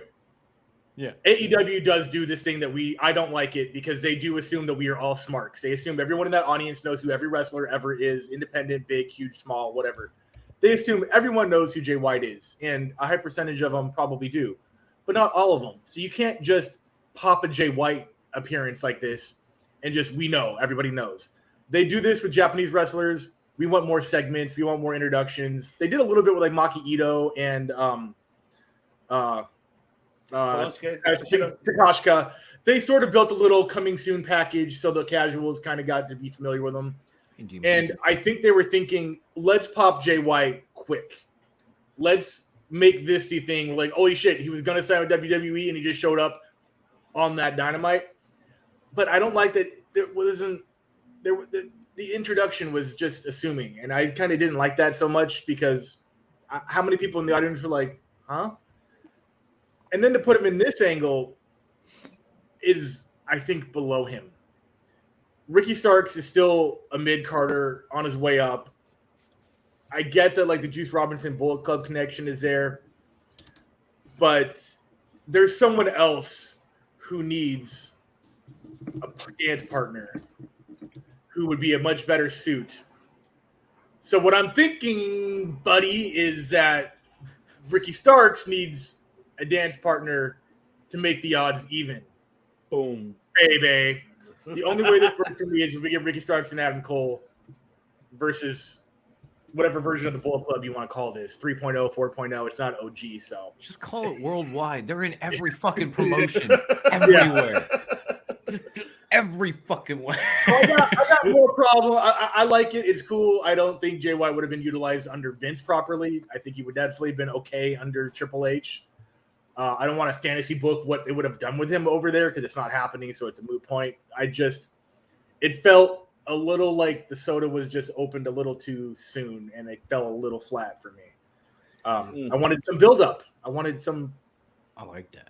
That's it. It's cool. It's awesome. But it was the first thing that fucking happened. First thing that happened. And it happened so soon I had to find out on Instagram. And that's it. Just like give the people some introduction to him. Let them know like this is a motherfucker who, when he shows up for real, you should be worried. And they were just kind of like, oh, everybody knows who he is. We're not even gonna like give him an introduction. Yeah. Well, I feel like with that it was kind of hard because he was already on the program and not too long ago, and they did a video package for him then. So yeah, are you going to do another video package? Like I'm with them with that, where it's like they've been doing better with the packages, showing people that aren't on there who they are, but they already did it already. So it's kind of like. But how long ago was that? And that wasn't even in this angle. That was in like I don't even know what angle that was, and that was last year. Yeah, it was last year. They could have done like a teaser, maybe not even a package, but just like maybe they could have had the match and then had him come out and maybe have Ricky win the match, have him come out of nowhere to save Juice and do it that way. That way you at least get the match in and people can kind of see it coming. Yeah, a reminder, because I think we talked about at one point, there were not a lot of like, we're supposed to remember like the Kip Sabian thing. I don't have any idea where that box angle came from, but apparently they were running it last year, stopped it, and then brought it back, and we're supposed to be like, oh, yeah. And we don't do that. We have short ADD minds in pro wrestling. Besides, short ADD minds. We remember shit that happened 40 years ago. Right. We can connect it. Then last week is a blur. But last week, I have no fucking clue who the yeah, exactly. That's how we work, and that's how I felt. I'm excited. I don't hate it. I just hope they don't fuck it up. That's what I'm afraid of. Yeah, put Adam Cole in this. I like that, but I'll tell you one. I think you got to keep them apart for a while, because I feel like they could have a one-on-one because they've never fought each other. They've never. Right. This will eventually be. It'll start at the tag, and then you get Juice and Ricky in one-on-one. Then you get Adam and Jay in one-on-one. Yeah, you could possibly across the pond. I think Tony's going to try and push Adam Cole to the world title picture. I think everything with MJF is kind of flopping a little bit, and I feel like Adam Cole is the hot toy right now back, and I feel like he's going to be the guy to face MJF at like all in or all out, whatever you want to call him. Mm-hmm. But look, one thing I do agree. The way how he was presented was just like I'm fucking with the director. What he said. Yeah. I just hold on. Not even 5 minutes in. What was it like? What, like a minute and 45? It was like immediately. Right. It was just like, what the fuck are you? All you hear is we're like, what? Like what? What's going on? Like it just happened all in like so quick. I am the biggest Shane fucking White Mark, just like fucking Bakley and Dom, of course. Oh, talk about our New Japan Weekly. New Japan Weekly when we have a chance to get on. But I'm with director on this one. I wish they could have done it better, bringing him a better presentation for him. Maybe throughout the first hour, maybe so. Like, hey, you know what? Here he is. They should have done. Hey, Juice Robinson gonna be like, well, I told you it was in a break, the Bullet Club. Well, this is what I'm bringing, and then you hear the music and then everything else, They Oh assume shit, we know too much. And yeah, which we do. I mean, because but we do, and we know that We do, yeah. We do. We don't know the crowd. The viewers at home are not the crowd. That's This is what turning the lights out too much hurts them, because they could have done something like that, but because they've done it so many times, they didn't do it here because they knew the fans wouldn't care, because they do that Like, every oh, time here we somebody go debuts. again. Yeah. Yeah, that's true. That's true. But man, we'll see how his booking is. Me too. My major concern is Tony Khan fucking his booking. He better not be sitting in catering. He better not have a fucking part-time. None of that bullshit, Tony Khan. This guy's a former IWGP World Heavyweight Champion. He's a Grand Slam for New Japan champion. This man sold out Madison Square Garden, for God's sakes. He needs to get booked correctly, damn it. That's fucking bullshit. Bullshit, damn it. You better fucking do it right. Do it right, better. Book him right. There it is. This. I've been waiting to do that since Wednesday, since I saw this show. Because I want to digress about it.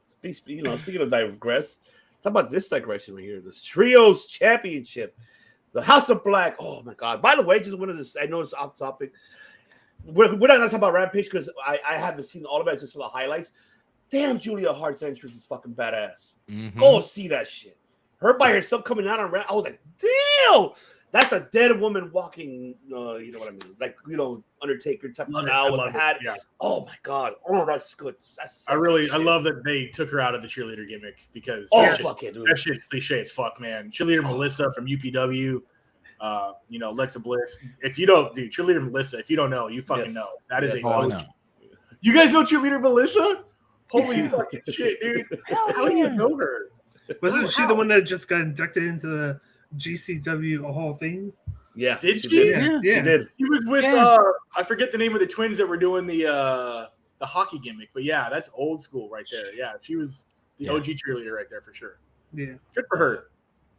Oh man. Yeah. Congratulations to her, by the way. Yeah, she did get inducted. But man, I love this match. It was great. Good. I'm so happy that we're getting House of Black getting booked better. I think all of us, we all digressed about House of Black's booking was really stale, was flat. They didn't do shit with them. And I'm glad we're seeing it now. And this match was great. I'm actually happy to see Best Friends finally doing something too. So instead of being on Dark, or an Elevation, now they're doing something. The Ballard Brothers. Sorry, I had to come up with it. I used to wrestle with them. I forgot this. Slapstick, the Paul Newman movie, right? Slapstick, was that the one? And then they had the twins, the Basham twins or whatever. Yeah, they were doing that gimmick. Sorry, tangent. I have to. All right. But man, I enjoyed this. It was a good matchup. And then, of course, I think the feud is not over because we did see on Rampage Buddy Murphy challenging Orange for the international belt that happened on Rampage. This is that highlight for that. But I'm happy for House of Black. Of course, they retain. Good matchup. And here's what tripped me out. Buddy Murphy won with a stomp. What the fuck? Okay, that's tribute I know. That's exactly what I did after the fact. I was like, what the fuck? Whoa. That was a tribute to fucking Seth Rollins for sure. But I fucking enjoyed it. So, man. Director, give us your thoughts about this trios match. Yeah, I like that they're reigning, defending Slapshot. What did I say? Slapstick? Close, but yeah, thank you, Brian. I like that they're on every Dynamite. They're in a pretty good TV spot where you're not too tired to watch. They're not like at the beginning of the second hour, which I think is like the bummer spot where you're like, oh. And good matches, solid all the way through. Like these are all like pay-per-view level matches against good opponents. I've always said this division was deep, even before there was a title or a division. And they're running through it. I mean, I can't think of a existing tag team that's not just like a weird combination of two guys and a guy that they haven't beaten already. And they've only had the belts for like 2 or 3 months. So yeah, dig it. Love it. I love it, man. It was awesome. DOM, break it down, bro. Man, this match was so good. Like so good. I love. Sorry, I'm watching fights. So if I react to something, it's because someone just got knocked the fuck out. I can't blame you. You saw it too. But I mean, it's so nice to see them actually letting Brody King be Godzilla, who he truly is. Like, just run through people, just be the monster that we all know Brody King can be. Even Buddy's looking better lately, and honestly, I don't know right now if there's. And this is almost painful to say. I don't know if there's a better champion in AEW right now than Orange Cassidy. I can't believe I just fucking said it. He has run through everyone. He has been put through hell and retained that title again and again and again. Even while they changed the name and while I continue to call it the Not Intercontinental Championship. I love that. That's he continues to go to war with guys like Jay Lethal and Jeff Jarrett, and the list goes on and on. I'm sure he and Buddy are going to put on a show, and somehow manages to beat the odds and come out on top by himself. Learn from that, Tribal Chief. I'm just saying. And he's been at it every day since his debut. I can't think of an injury window. He hasn't had an injury window that I can think of. I think he had a small one where he was at like a couple weeks, but everybody around him has been hurt, from like Statlander to Trent. Oh, dude, Trent Beretta is the fucking Chelsea Green in that division. Pretty much. When does he get too big for that belt, though? I know it's crazy to say that, but like he's beaten so many people. When he stops carrying it around in a backpack I had in 6th grade, maybe then. Maybe then. Like, I love Orange Cassidy. I think I've learned that he is a tremendous wrestler. I sometimes get annoyed with the shtick. Like, you got a fucking championship belt. Take it out of the goddamn backpack I had in junior high. Okay, just fucking hold it. even if it's out here like this with one finger, I don't give a fuck. I don't want to compare the two guys, but we've said this about John Cena. When is he going to go heel? When is he going to stop doing the Fruity Pebbles with the shirts every week? But you know who he's catering to? The kids. You got all those kids dressed up going like this, him going like this with his hand. The kids eat it up. He's one of the even Tony Khan dressed like him on Halloween. Right? he's one of the most popular guys on the roster. Yeah. Because of the demographic. And with that, I think he's getting bigger than that title with each defense. Squeezemania is definitely running wild in AEW. And I don't know if he's too big for that title yet, but he's honestly the best champion that AEW has right now. But I love what they're doing with House of Black. Finally. When they first started booking those guys together, it was like dog shit on a sidewalk. It just sat there and stunk. Yep. Like, it was terrible. And now he took one of those, it's an infamous hiatus, his second one, where he does have to rethink, I think, his creative career. Right. But I'm glad he finally, we thought he was going to be, he had said he might even be done forever. Yeah. But then he comes back a couple months later and says, I was never going to leave AEW. I just needed some time to myself. So I'm like, he had a lot of stuff happen to him in a short period of time. And I think he just needed like a mental health break. Like, I need to go over here, get my shit together, come back and focus on this. And man, since they've returned, like I was like, even Julia Hart looks like the Undertaker coming down the fucking ramp. You're like, this is ridiculously awesome.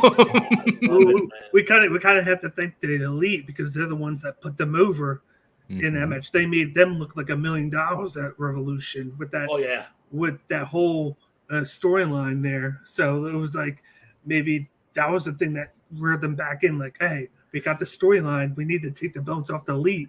We'll put them on you. You guys are going to hold it for a while and go back to it. And then they didn't just beat them once. They beat them twice. That's true. And that's the thing that people don't, a little inside baseball, and this is something that Bret Hart did back in the 80s, but a great wrestler isn't the wrestler who wins or looks great winning. It's the wrestler who makes his opponent look bigger than life. Right. And that's what the Elite do. They do that. They can make even mediocre wrestlers, and there's very few of those in AEW. Rising tide raises all ships. They do that. It's great. And I love that they will take a loss, but elevate someone in the process. And that's what they did to the House of Black, which are already phenomenal wrestlers, but they didn't have the story to reflect it, and now they do. Good call. And I think this storyline, I had a beat in here. If you look at the numbers game, 4 against 3, who's missing from the best friends that's coming back from injury? Chris Statlander, and she's ready. She's been backstage. She's ready. You gotta have the perfect. Yeah, you gotta have the perfect way to bring her back. What better way than this? Because they teased this, then they teased Buddy Matthews. My bad. Versus. Oh shit! I call him Murphy too. My bad. I do too sometimes. I don't even remember that. Yeah, it's so close, man. Buddy Murphy, Buddy Matthews. Yeah, but they teased the match for next week because Orange Cassidy walked out while Julia Hart was walking back up the ramp, kind of cutting her shine, and that's when they booked this match for next Wednesday. So Julia Hart's going to have something to do with that match, and what better way to even the odds up than a returning Chris Statlander to help Orange Cassidy retain? Definitely. And I still got to go back to watch Rampage. I don't want to see Statlander versus Julia Hart. That's going to be that's going to be a slaughter. Well, you got to see Rampage because you got Anna Jay versus Julia Hart. I love that match, but I'm saying like Julia Hart who won? Did you see who? I didn't see who won. Tell me. I will tell highlights. It was Julia Hart won. Oh, okay. I gotta see how she won. Julia Hart is still green. And I love, like I said, I love that they let you work on the job and learn on the job. She's still green, and Chris Statlander has been wrestling. Julia Hart's only like 20, and Statlander's been at it for like 8 years. So that match it's gonna be a little one-sided as far as like skill level goes. You don't even have to have a one-on-one between them. It's just a way to get her back by being more like a manager for that, and then go on for that. You don't have to have them do a one-on-one. She could do like Julia Hart needs to pull some like fuckery, like some magic. She needs to throw lightning bolts or something. Like I would be totally cool if she fucking Oh man, hell yeah, I love it. I fucking love it. All right, so let's see what do we got next after this match. Yeah, we have holy shit. Yeah, we got a fucking banger right here. Wait, not this one. We don't have that. Did it happen after? Or what happened? What was it? I don't know. The next thing I have is the title is the Jamie Hayter match. Oh, that's right. Yeah, you're absolutely right. My docket. Yes. Oh yeah, Hayter versus Rio. You're right. It was Rio. I'm sorry. I'm over here like her name. Actually, no. You know what? After this, it was the segment. Yeah, it was. Actually, it was. I think it was Rio then MJF. No. Was it Rio? No, it was MJF. No. Because after this segment was the Sammy Guevara Commander match. Oh, you're right. So Bleacher's got it all fucked up then, or maybe I watch it in a different order. Yeah, me too. I have it all in different orders. Now we know. Okay, I have it going. Jamie and as long as we cover it all, we'll be all right. Hey, this is just a banger match. So yes, it was. I really. Ooh. Jamie Hayter defending the AEW Women's Championship versus Rio. JC will say. But man, this match was great. I enjoyed it. Shout out to Riho, man. She took a lot of those heavy fucking impact of that from Hayter. My God, dude. Can I say that I cringe every time I see her get hurt? I'm like, oh no, you're hurting her. Oh no, she's so little. She's so fucking little, man. So petite. It's super petite, man. It's like child abuse. Like I want to call the hotline every time she has a match. It's like she has the picture of her holding the lead pipe. I feel like the lead pipe's bigger than her. You have my permission to clip that. I need to clip that shit. It really is though. I see her taking a beating from like Hayter or back in the day Nyla Rose, and I'm just like, wait, what's the number to the child abuse hotline? It's an anonymous tip. Where they at this week? I love that match. Oh yes, man. But Bakley, go ahead, break it down, brother. What was your thoughts on this match? I like the match. They had Riho moving on up, of course, since coming back on some steam. She gets the rematch because they fought before, I believe, months ago. And now that was when Jamie Hayter was a heel. Now she's a face, and she's trying to build that momentum as a face, get the crowd on her side. The crowd organically has been with Hayter and Britt Baker since the turn, and it just organically happened, and that's how he created, of course, the Outcast. I thought it was a great match. The only thing that I didn't like was the fact that they didn't have the Outcasts come out and do something. They had them kind of stay in the back and kind of watch the match and give their comments afterwards how they said somebody's going to win the belt from Hayter, and they won't say who. It's somebody. And then it makes you think, like, are they going to do that shit where all three of them are going to go for it and then the Outcast is going to just implode too soon? When you have something that's actually good, you want to use it, kind of like the Bloodline. They have something good, they want to milk it for all it's worth. Yep. You want to milk this for a while. So it's like, okay, I thought they could have came out, attacked both of them, and go from there, but they didn't. But I thought the match was great. I just thought they could have done something more afterwards. Maybe they couldn't get green spray paint in time. I don't know. Are they gonna get the green spray paint in time? They couldn't find it. Go ahead, PLM. Take it away, brother. You know, and Brian, I get that Riho's been doing this for like a decade. She's a Joshi. She can handle it. It's the visual of like her little petite, tiny, pirate-looking ass in a ring with somebody like Hayter, who is the exact opposite. You're just like, oh, protect her. Oh, call the hotline, damn it. They are beating on this little girl. Do something. That being said, it was a tremendous match. Like Brian's absolutely right. She can definitely handle a beating, and I love it. And even though she looks like she could lose to a strong breeze, yes, Big Nick, that is true. But man, this is the only time. Like I know Devin gets called it. Lord knows on my show, High Class gets called it. This is the only time I will admit I'm a hater. I love Jamie Hayter. I've loved her since before she was ever in AEW. I loved her when she showed up in the first place. I loved her when she came back. I love seeing that woman with a title. Like, I am a full-blown hater. I am sipping that Haterade right now to wash down my dinner. Just, delicious. And thick. Oh, yeah. Oh, yes. Definitely. Hell yes. Whew. My boy Blue. My boy Blue. Oh, man, yes. Director, break it down. Yeah, this is the kind of match only champions and former champions could have, and I love that they did this on free TV. Rio is a lot like Mercedes Moné, where she's good at making her opponent look strong. When she takes those bumps, you're just like, oh fuck. You're like, is she okay? And then sometimes she still wins. I mean, we saw the Nyla Rose match first AEW champion. Loved Jamie Hayter. That finisher, the ripcord, Stan Hansen lariat is so sick. Like, love fuck. it. Yes. Wow. This division is doing great things. It's still weird that how big of a heel Britt Baker is and was, and that like she was cool with someone else getting the belt that she coveted for so long. Like, that's still like a weird dynamic for me. It's like she wanted that belt, she had it, she hated anybody who even looked at it, and now her best friend has it and she has no problem with that. Like, that's still kind of, I'm still kind of like, is she gonna fucking say something, or does she wants that belt? That's I think they I think maybe that was the plan, but then Having something watched else came All along. Access. I thought that was the plan, the whole plan too. We thought that, and I think maybe this Saraya signing may have kind of been like, oh, we got something better. Yeah. But yeah, Jamie good match. Hayter. Jamie. That tattoo she has is epic. On Jamie Hayter's like, what? I'm just saying Because she got buns, hun. but like, look at this comment that Brian put. Do you agree with Brian's? Oh, absolutely. Yes.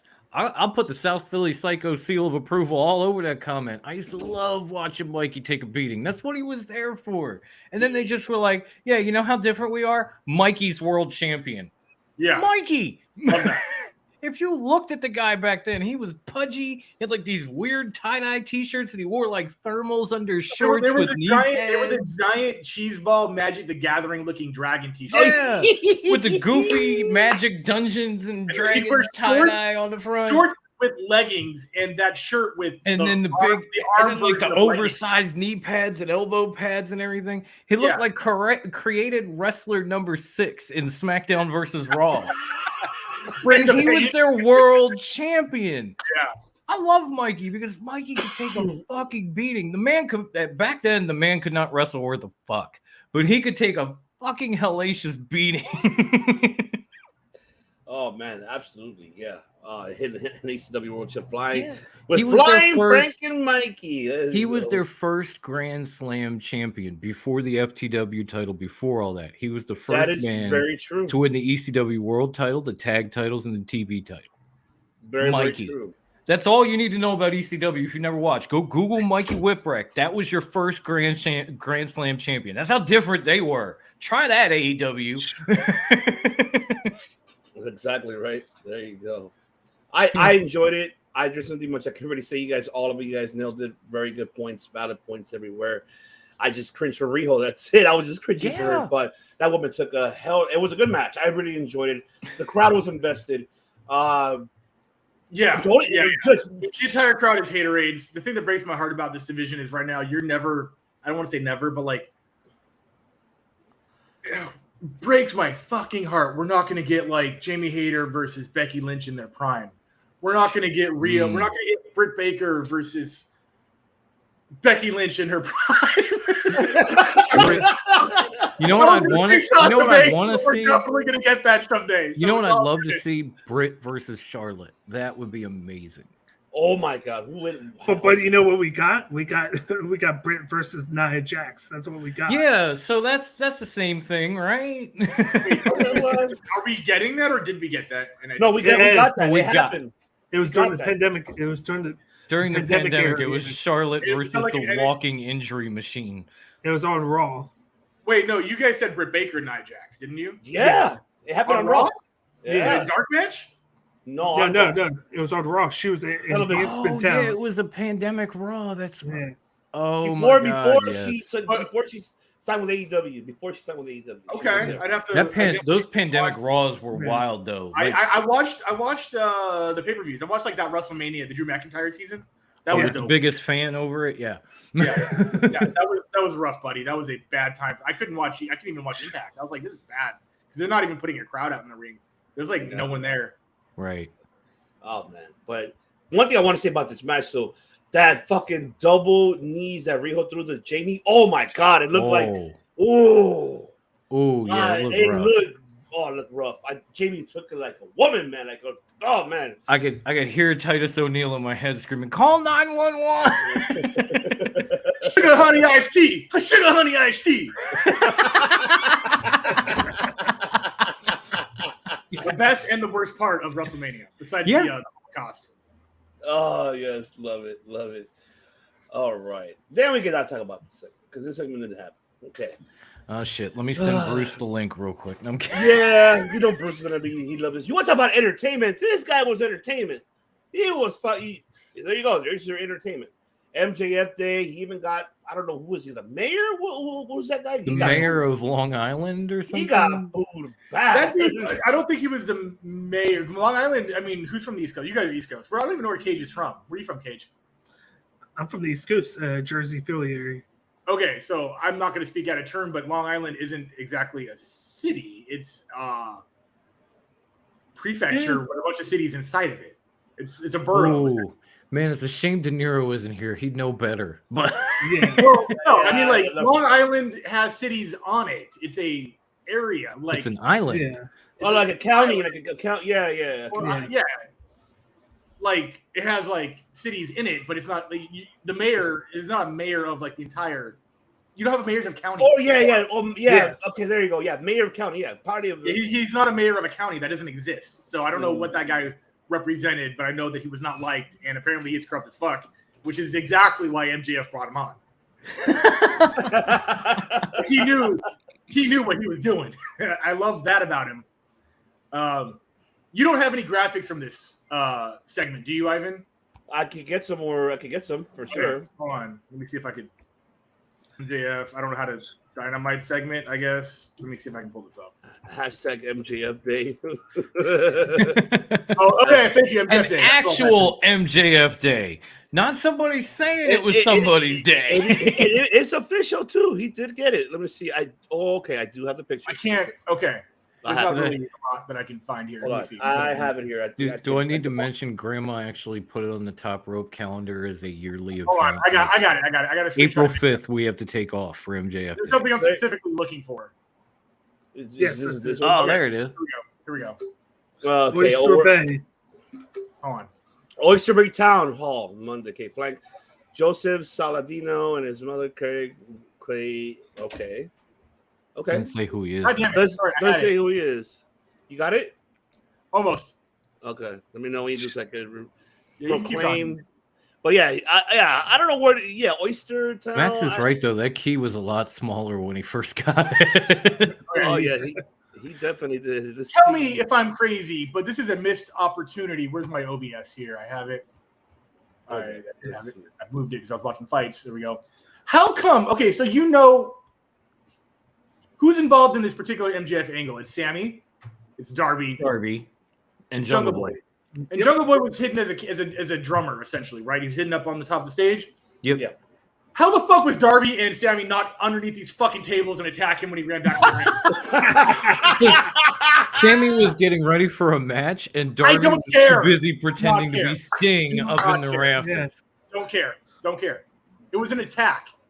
He would have been fine. He would have been able to attack MJF and still have the match. I was watching for movement. I'm like, oh, for sure, Darby and someone. But they're small. I'm thinking of the logistics. They're small enough to fit under those fucking The Elder things. Scrolls. Yeah. Where did my I don't even know where my browser went to talk to you guys, but yeah, missed opportunity. 100%. That's just gonna be the director's square for the rest of the night. I got it. I mean, I agree. It is.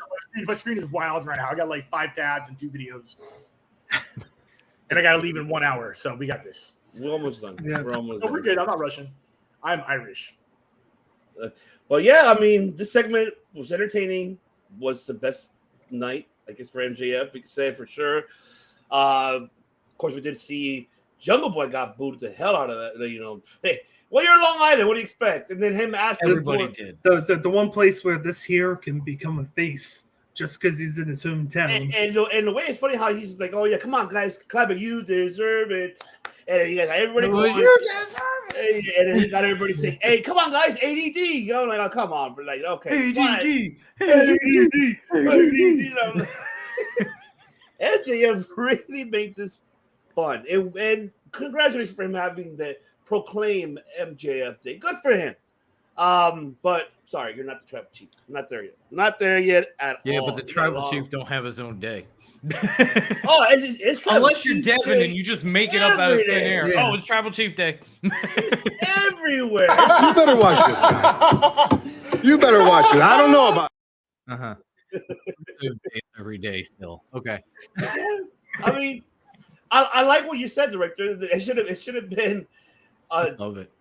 Jungle Boy. No, Darby and Sammy in those 2 tables. Yeah, and when Jungle Boy attacked him, he ran back to the ring because he had nowhere to go. There's no, he can't go towards Jungle Boy. But Yeah, he's back 'cause to he's the got a ring, block. and that's when Darby and Sammy attack him. I did, by the way, Nick. I loved it. I enjoyed it. I mean, there's something much I could say. I don't know if you guys said it. Whoever wants to take it. There's nothing much. Man, can Yeah, I don't really. Can I just add, I think at this point, MJF missed his calling as like a lounge act in Vegas. I mean, Jesus Christ, that song and dance routine. I'm amazed that pennies from heaven didn't just rain down on all the poors and the cheap seats at MJF's behest while he was singing. He pulled that off with Jericho. So, yeah, that's not his first foray into Yeah, no, it's not. But I mean, like, this one might have been better than And this was kind of supposed to be a sequel to that. Yeah, and the Jericho one was choreographed and rehearsed and edited. And This was recorded, all live. Yeah. This was all live, and he killed it. Like, we all know Max can sing. We've all seen the Rosie O'Donnell clip, but he killed it. He has a good voice, by the way. He does have a good voice for sure. And I love that I can bring that up because Bruce doesn't let me talk about it on our show. Like, don't you mention Rosie O'Donnell? Okay. Doesn't want you to compare him to Rosie O'Donnell, really? He doesn't want me to bring up the old clip where young Max sang on her show. Hey, he got a good voice though for almost want to be Dean Martin, kind of like the Rat Pack type of style. I like it. It was not bad. Hey, Sinatra would be proud. I know. Well, and for me, it's a kind of hard stuff. No, I don't mean for the layman. I mean for like professional singer. Yeah, oh yeah. Well, Yeah. that's true. Yeah, that is true. It's pretty much just a talking voice, just with melody. Mhm. That is true. Oh, let's see what big note. MJF was missing Stewie Griffin. Good call, big nigga. So MJF would have been Brian, is what you're saying.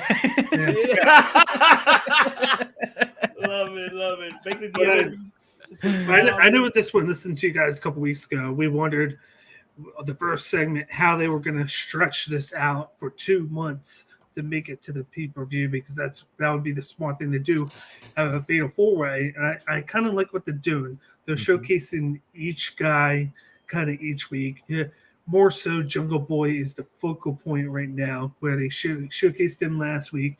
He wrestled, MJF came out and did his thing with Jungle Boy.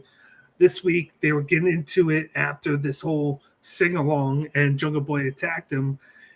Here comes walking out Sammy Guevara, grabs the belt, looks at Jungle Boy, kind of punks him out, and then looks at MJF and kind of gives him the title and said what he had to say. He had his match against Commander.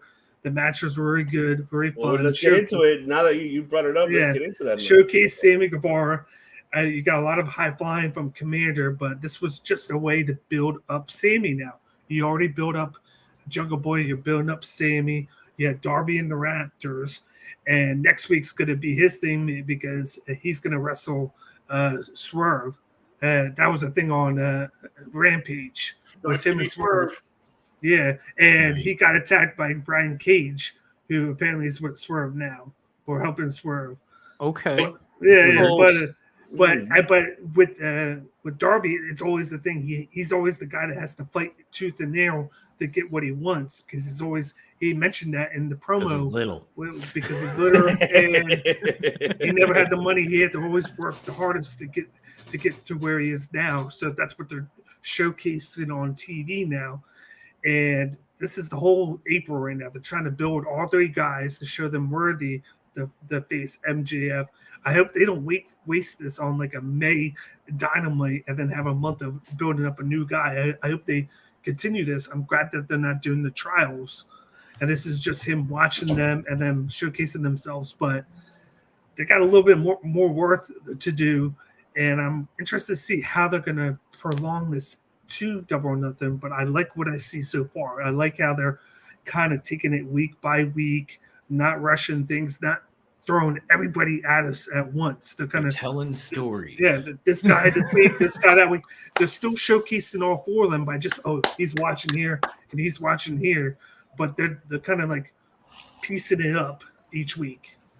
It's a good method to keep MJF's. They're basically like delaying his title reign in a sense. But this is a clever way to do that, because he gets 1 title defense every 3 months. But if you're going to have 4 contenders and each one of them gets a week, for something. So yeah, that's definitely what they're doing. And I don't hate it. No. But, I thought originally they were going to be like, Jungle Boy, he's going to get a title shot here. And then 2 weeks, this is going to be Sammy. I was like, please don't do that. No, I don't think we're going there. But they took that away, and I'm like, okay, I like this instead. I like this. Yeah, I'm with you. I like this too. I like the whole build up, because now, like Dom mentioned, they're telling stories. Finally, Tony Khan, you're finally, you're listening to us. You watch us. I know you are, because you talked to him last night. Yeah, I know you did. I'm serious. I'm not gonna sit back and take this fucking shit. But you will. You will, because we need you to start booking, and whoever's on your ear, I hope it's Pat Buck who's there, because he is a former writer of WWE, and he knows how it works. Jeff to tell you that too. And yes, I will give Jeff Jarrett credit, because TNA days, Impact days, I'm not. That's why they brought him in, man. Yeah. Ain't he great? Yeah, he's great behind the scenes, but he ain't great in wrestling. I'll tell you that. Yeah. No. Keep him away from the ring. He's there for the international deal. He's just there for the international deal, and hopefully maybe part of creative. That's fine. But we'll see. I know Big Nick asked, will this involve like Wembley? We'll get into Wembley, because after this, we're gonna get into it. But quickly, this match for me, enjoyable. Love Commander. Man, if you go back and watch the Ring of Honor Supercard, him and Hijo de Vikino, Holy shit! Holy shit! You want to talk about? Yeah, please hit it. Yeah, I'm gonna. Yes. This is such good shit. Shout out to Great Commander, man. Shout out to Commander. And you know what? We are going to see him. PCW Ultra coming April 22nd. Commander is coming, and we will be there. Of course, the director, and hopefully the director is not booked for the 22nd because he hasn't gone to PCW. Of what month? This month of April. I got a tattoo appointment. I promise you. I'll Damn it, Jesus Christ. See, this man hard to book. I will fucking show it to you on right here. Hold on. I believe you. I know. We believe you, man. We believe you. Tattoos are important. God damn it, take it with you. Take him with you. On the 23rd. Oh, you're able to go there finally. Let's go to PCW. He can go. Yes. It is decided. It is decided. 23rd. That is a Sunday. It's a Sunday. Sunday. Yes, and not only that, Shane Douglas will be at PCW, so you get to maybe interview him. Like patch it into the Bloodline Network so I can like bounce off. Former ECW heavyweight the franchise, baby. 3 times. You see, you're gonna see him in person, talk to him, and shake his hand. What's going on?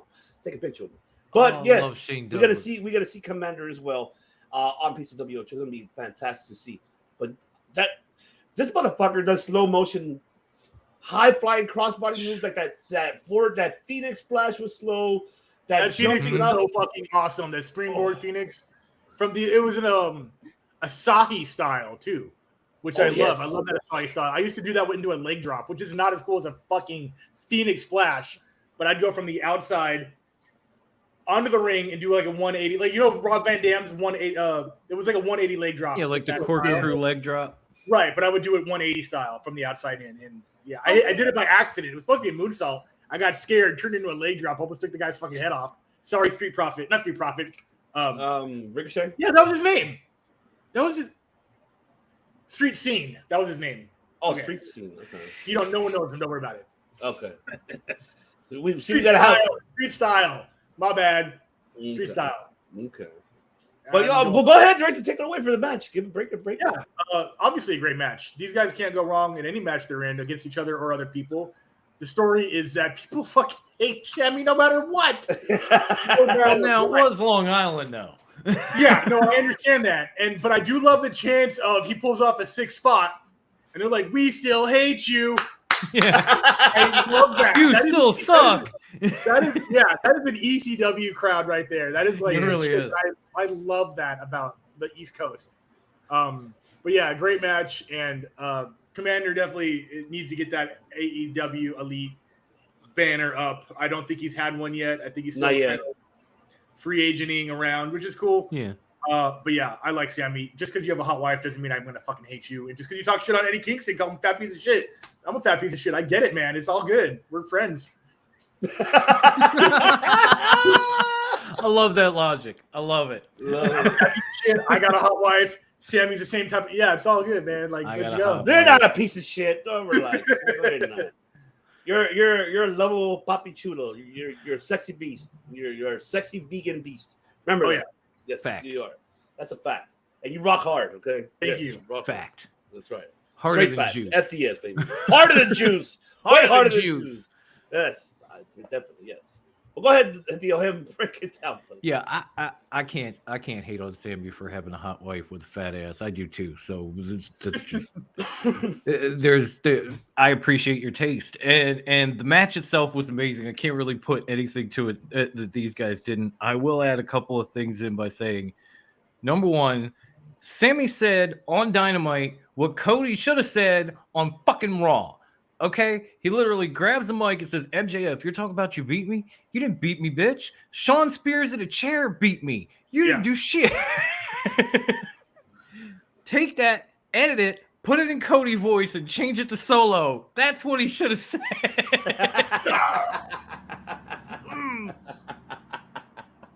And the fact that he just said, "I don't give a," he literally looked at the Long Island crowd with a mic and said, "I don't give a shit if you like me or not." How hard you have to hit yourself? How hard you have to hit someone for it to effectively get him down for a count without breaking your fucking thumb off. Because even this That's hurts why my it's thumb. wrapped. That still just means the bone is just now even more aligned. Yeah, now it's even Yeah. more straight Yeah. and unbendable. So, but you But it's catch still him in going the to neck jam the bone though. straight down. You ever catch a football? So there's and get give. the thumb down? It's nuts. Oh my god, yes. And he hits him he's right here like that. I don't know, man. So Well, Umaga used to aim for the neck. I'm Oh just- right, yeah. Escúchame. No. Mi nombre es Armando Alejandro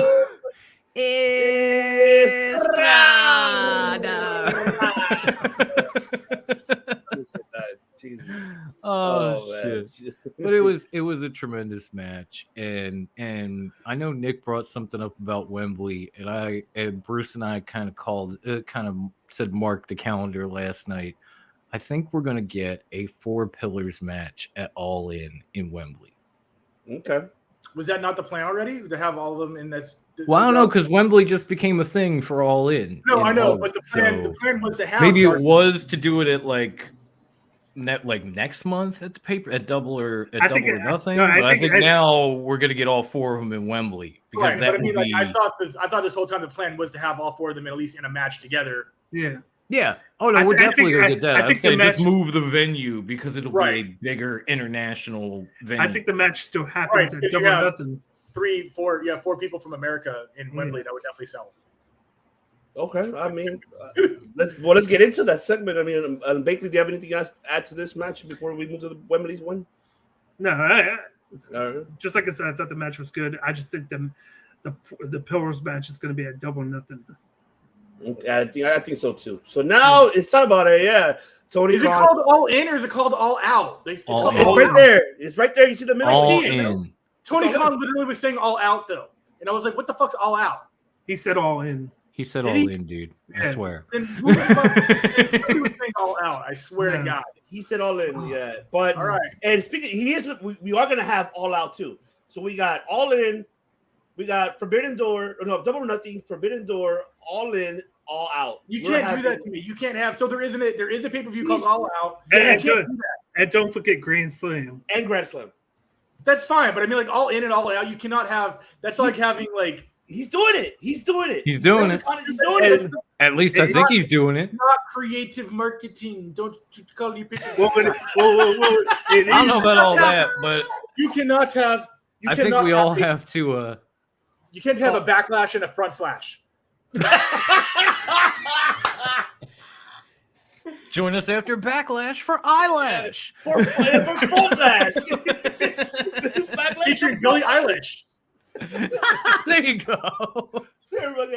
Well, I mean, I guess you can say it's the constant breaker, all in England, and then all out and put everything all out after that. I guess in Chicago, if they're gonna have it, that's what it normally is in Chicago. What was our gripe last year with All Out? It was too long, too many matches. There was like 16, 17 Fucking matches. And yeah, Ryan. it went to like 2 in the And what fucking morning. can you do? What can you do with this now? You can cut it Shorter. in half. Have Yep. 8 matches on All In, 8 matches on All Out. You spread the wealth between both venues. That makes Yep. sense. That makes sense. And now, yeah, I'm gonna bring up Brian's question because he asked, so I told him Yeah. we're gonna get back to his question. So I'm looking. We didn't for forget it. it. We didn't forget. We didn't forget you, Brian. No, so, never, yeah. Brian. Never. See, there you go. The question for the crew: how would you book AEW show at Wembley Stadium? They have Jamie Hayter as a women's champion, and hopefully can borrow Will Ospreay and Zack Sabre Jr. from New Japan. I think they could too. Yeah, it is a good question because we don't know. Could they sell it out like this? SummerSlam 1992? Can they bust a stadium that huge to sell out? That is a tough question, to be honest. Maybe okay. I'll answer very quick. Maybe so. Maybe you could do this for sure by bringing, of course, Will Ospreay, Zack Sabre. That's a fact. Yes. That is a fact. That's I think Will Ospreay all day. Aussie Open, even though Will Ospreay is English, I believe, right? Or is he New Well, Zealand? Will Ospreay's English. Jamie Right. Jay Hayter's Lethal is English. definitely New Zealand. Yeah. Well, no, Jamie Hayter is English. Sorry, Jay White. I get him confused. Jay White, yeah, is the ooh. guy. Jay White is the- But Ospreay is England. He is England. yeah, Yeah. yeah. And this guy too, who became all elite now. I love this. Yeah. Nigel, my man. Love it. That dude. guy. You already know what I'm thinking about Wembley. You got to do the rematch between Kenny Omega and Will Ospreay for that IWGP US Yeah. Championship. Yeah. You do You that need there. Gator and Saraya. You need to bring it home. You need to have Or- Saraya. Saraya's or going to win there. Figure out a way to get Will Ospreay versus Saraya is going to win the title against Jimmy Hayter in Wimbledon. Can you imagine that fucking story? That would be like Becky Lynch beating Charlotte in Dublin. Wow. Oh wow, That would be fucking awesome. that would be. That'd be perfect. That'd be perfect. You think MJF in Long Island is like Bizarro Land? Wait till No, you get Saraya Sriracha in England. From just that story alone, that story of Saraya fucking coming through 2 retirements, Mm-hmm. a shitty movie, and now in AEW to win the title in her hometown in the biggest stadium in her country, you can't beat that. Just think of the fact that you could, if they wanted to do this, they could have at Forbidden Door. You could do Mercedes against Hayter, Mm-hmm. have a banger match there to build that momentum into Hayter and Saraya. Yeah, And Mercedes I'm can with the lose left and there. keep the Japanese title. Like, she doesn't have to put that belt on the No, line. No, she didn't have to. there's a lot that they could do, and with, like I said, like you can plug and play that, make that the big match at Wembley or with the Ospreay and Kenny Omega, and it keeps you. Like I said, I want at All Out. I want Adam Cole versus MJF for the title, and that's where you have Adam Cole win the title there and make that the main event of the All Out portion of both shows. And not You only split that- things. You split things up. Not only that, you could have TMDK versus the Black I Combat. love that they're around. Oh, Right? TMDK versus BCC. How Brian hard- Danielson, how hard- Zack If Sabre any- Jr. if any We never got it at Forbidden Door last year. Remember, we were supposed to get it last we year. were supposed We to, need to and have Claudio had to step in. Yeah, I remember. Oh, such good. Give me what I want. Give me what I want. There it is. Yes. We need that. Hey, okay, if And you the way want and, this and the stuff- way you can build to that is have that one-on-one with Zack Sabre and Brian Danielson at Forbidden Door, and that could be a storyline to move it into like a Photoshop Bert To Kreischer build it and into TMDK All to In. yeah. I mean, yeah. I mean, so can we all answer this question? So you think they could by doing adding these additionals? You think they could? Yeah. Does everybody agree? Everybody agrees on that? Yeah. Yeah, Was she out here the whole time? Okay. absolutely. Yeah. Okay. Well, then we can move I on mean, for sure. and London is just getting the chance to actually get back out and go to these type Yeah. of events. And we've Getting seen the first AEW event in Wembley is going to have them pack that fucking place. You're right. and I don't want to Right, say I don't want to say it, but they can have the event, but it doesn't mean that they're going to use the whole venue. I feel like they could cut it in half if they wanted to, because we've seen that happen. If they want, We- yeah. We saw SummerSlam with Tennessee, Nashville, where they only used half Yes, I of mean, the think about it, though. stadium. How many Clash at the Castles have we had? One, right? Yeah. Place was packed to the fucking rafters. It's not like you need a big, historic pay-per-view to show up. You just need a big company to show up. And if Yeah. AEW is coming for the very first time and they've booked some people from, the area on the show, it's going to get packed just like Clash did. When is WWE going to go to London? They're going for. It's there July 1st with Money in the Yeah. Bank. There you go. And then this Right. is August 27th. What a fucking coincidence! Like right after this shit. Jesus Christ! Whoever people are watching this or listening to us in London, you gotta be spending a lot of good money because you're gonna be going to Money in the Bank and All In. Oh, I know. You're gonna. I know you my guys are gonna man. have- My man Peter is working extra shifts over there trying to get ticket money because all this shit is coming. Oh man! And for sure, we're gonna see this guy headlining and commentating for sure. Nigel McGuinness is Yes. gonna take over, and I'm happy that Nigel's there. And I hope we'll see. Now that he's part of Ring of Honor crew commentary team, so And very happy. and they've done a great job adding him on and working as a good trio. Him, Ian, and Caprice. Okay. Is that what they're doing? Because I was worried about Caprice when he Yeah, showed up. because, And I like Caprice Coleman. I've I been, do. because I've been wondering how they were going to do it because they were doing the tapings in Orlando, but the way they've done it is they taped a couple episodes on Wednesday after Dynamite, and then they taped a couple episodes before Rampage. They did a couple of tapings beforehand. Okay. So I think that they're going to be doing a lot of tapings before and after the programs. I hope so. We'll see. Speaking of programs, what about this program here? FTW Championship, Hook, of course, versus Ethan Page. And why does Ethan Page have to come out first? After the commercial break, he comes out. He's already in the fucking ring. See, man, this is why I digress about the booking. Tony Khan, they're making this. Oh, He's getting better. He's getting better. It's going to be okay. So something like that might be a TV time allotted issue. Yeah. That could be too. That could be too. They might have gone over here and there. Yeah, like MJF took over what? The segment was over 15 fucking minutes at least. Yeah, the song alone was 6 minutes. So he took most of that time, and then okay, I finally get to see Hook got his ass whooped finally, because you really hardly see that shit. I'm glad that he kind of got a whooping, and he sold. I'm impressed. Hook can fucking sell, because I've been dying to see him sell, not selling like that one guy from Bear Country could have sold that fucking that whatever the driver that he was given. He got up like, no man, you're not your father. You're not Taz. There's only one Taz, damn it. No. But I'm glad that he at least learned something here. But even though we saw. Wait, hold on. There you go. Ward. I don't have to. Survive if I let you. I didn't have a towel, so we'll figure it out. Oh man, but I have a towel back here. No, damn it.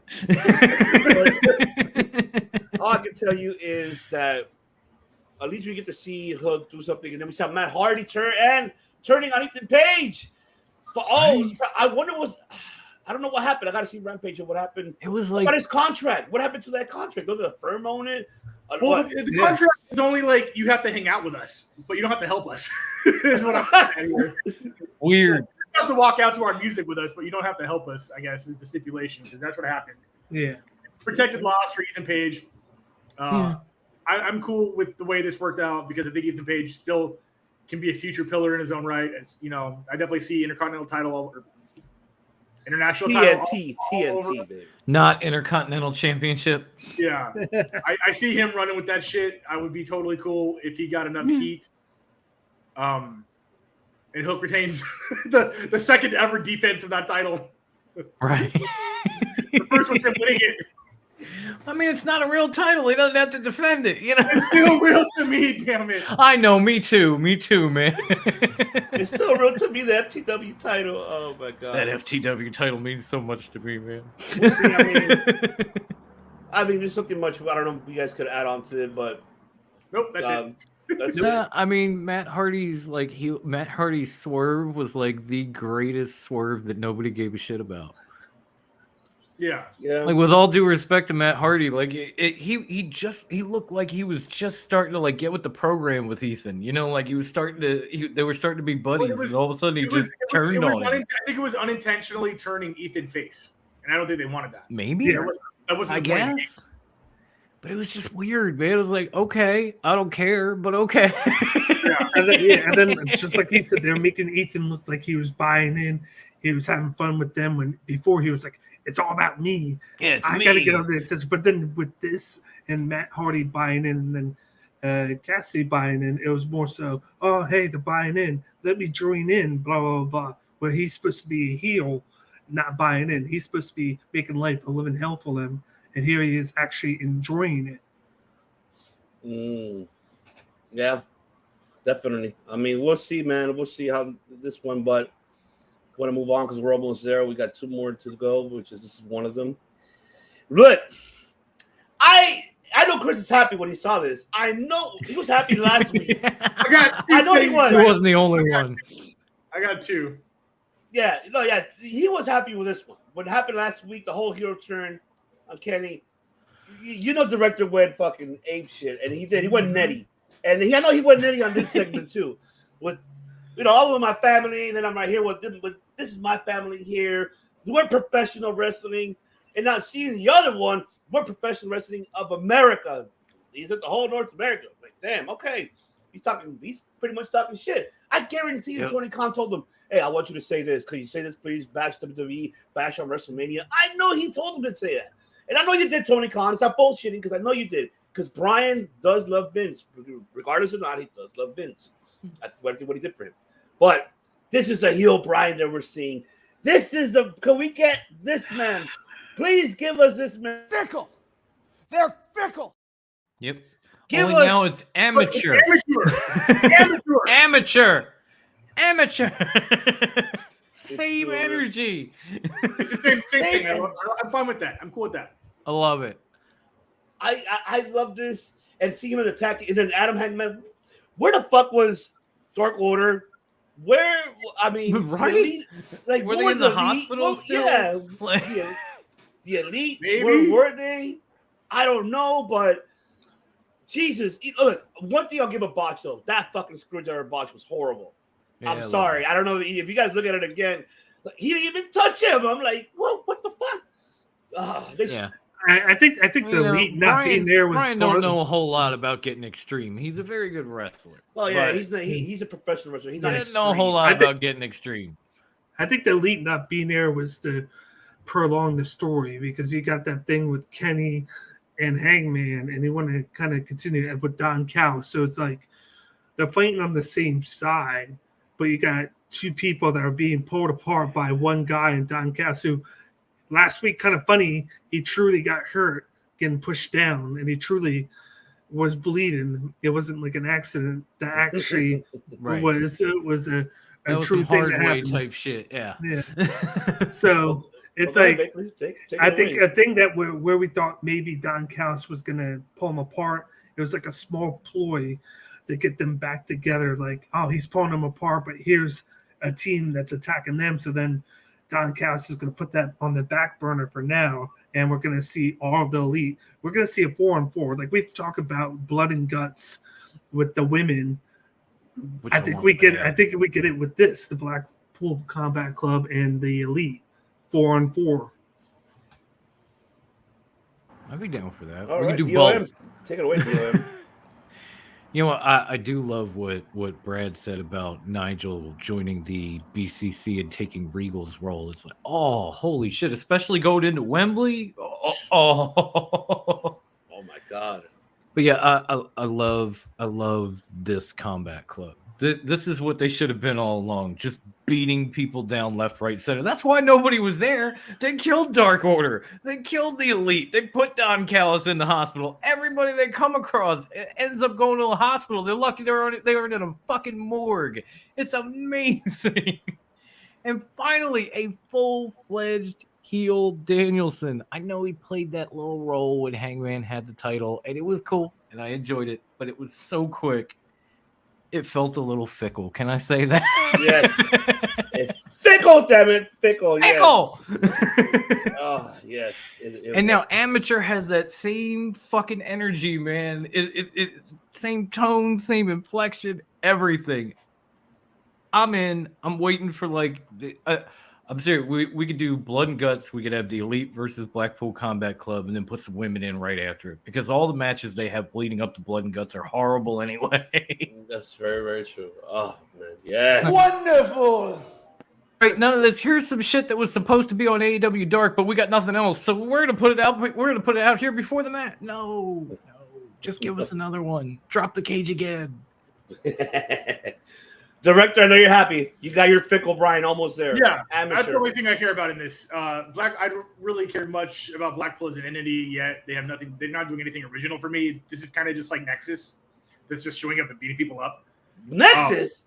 Nexus wishes they were this good. Hey, all right. No, I literally. Nexus had Ryback. I rest my case. Coming out of the audience, beating people up, getting on the mic. That's Nexus, man. It is what it is. Oh, you mean like the Shield? Okay, we could do that. Well, but yeah, don't use the N-word.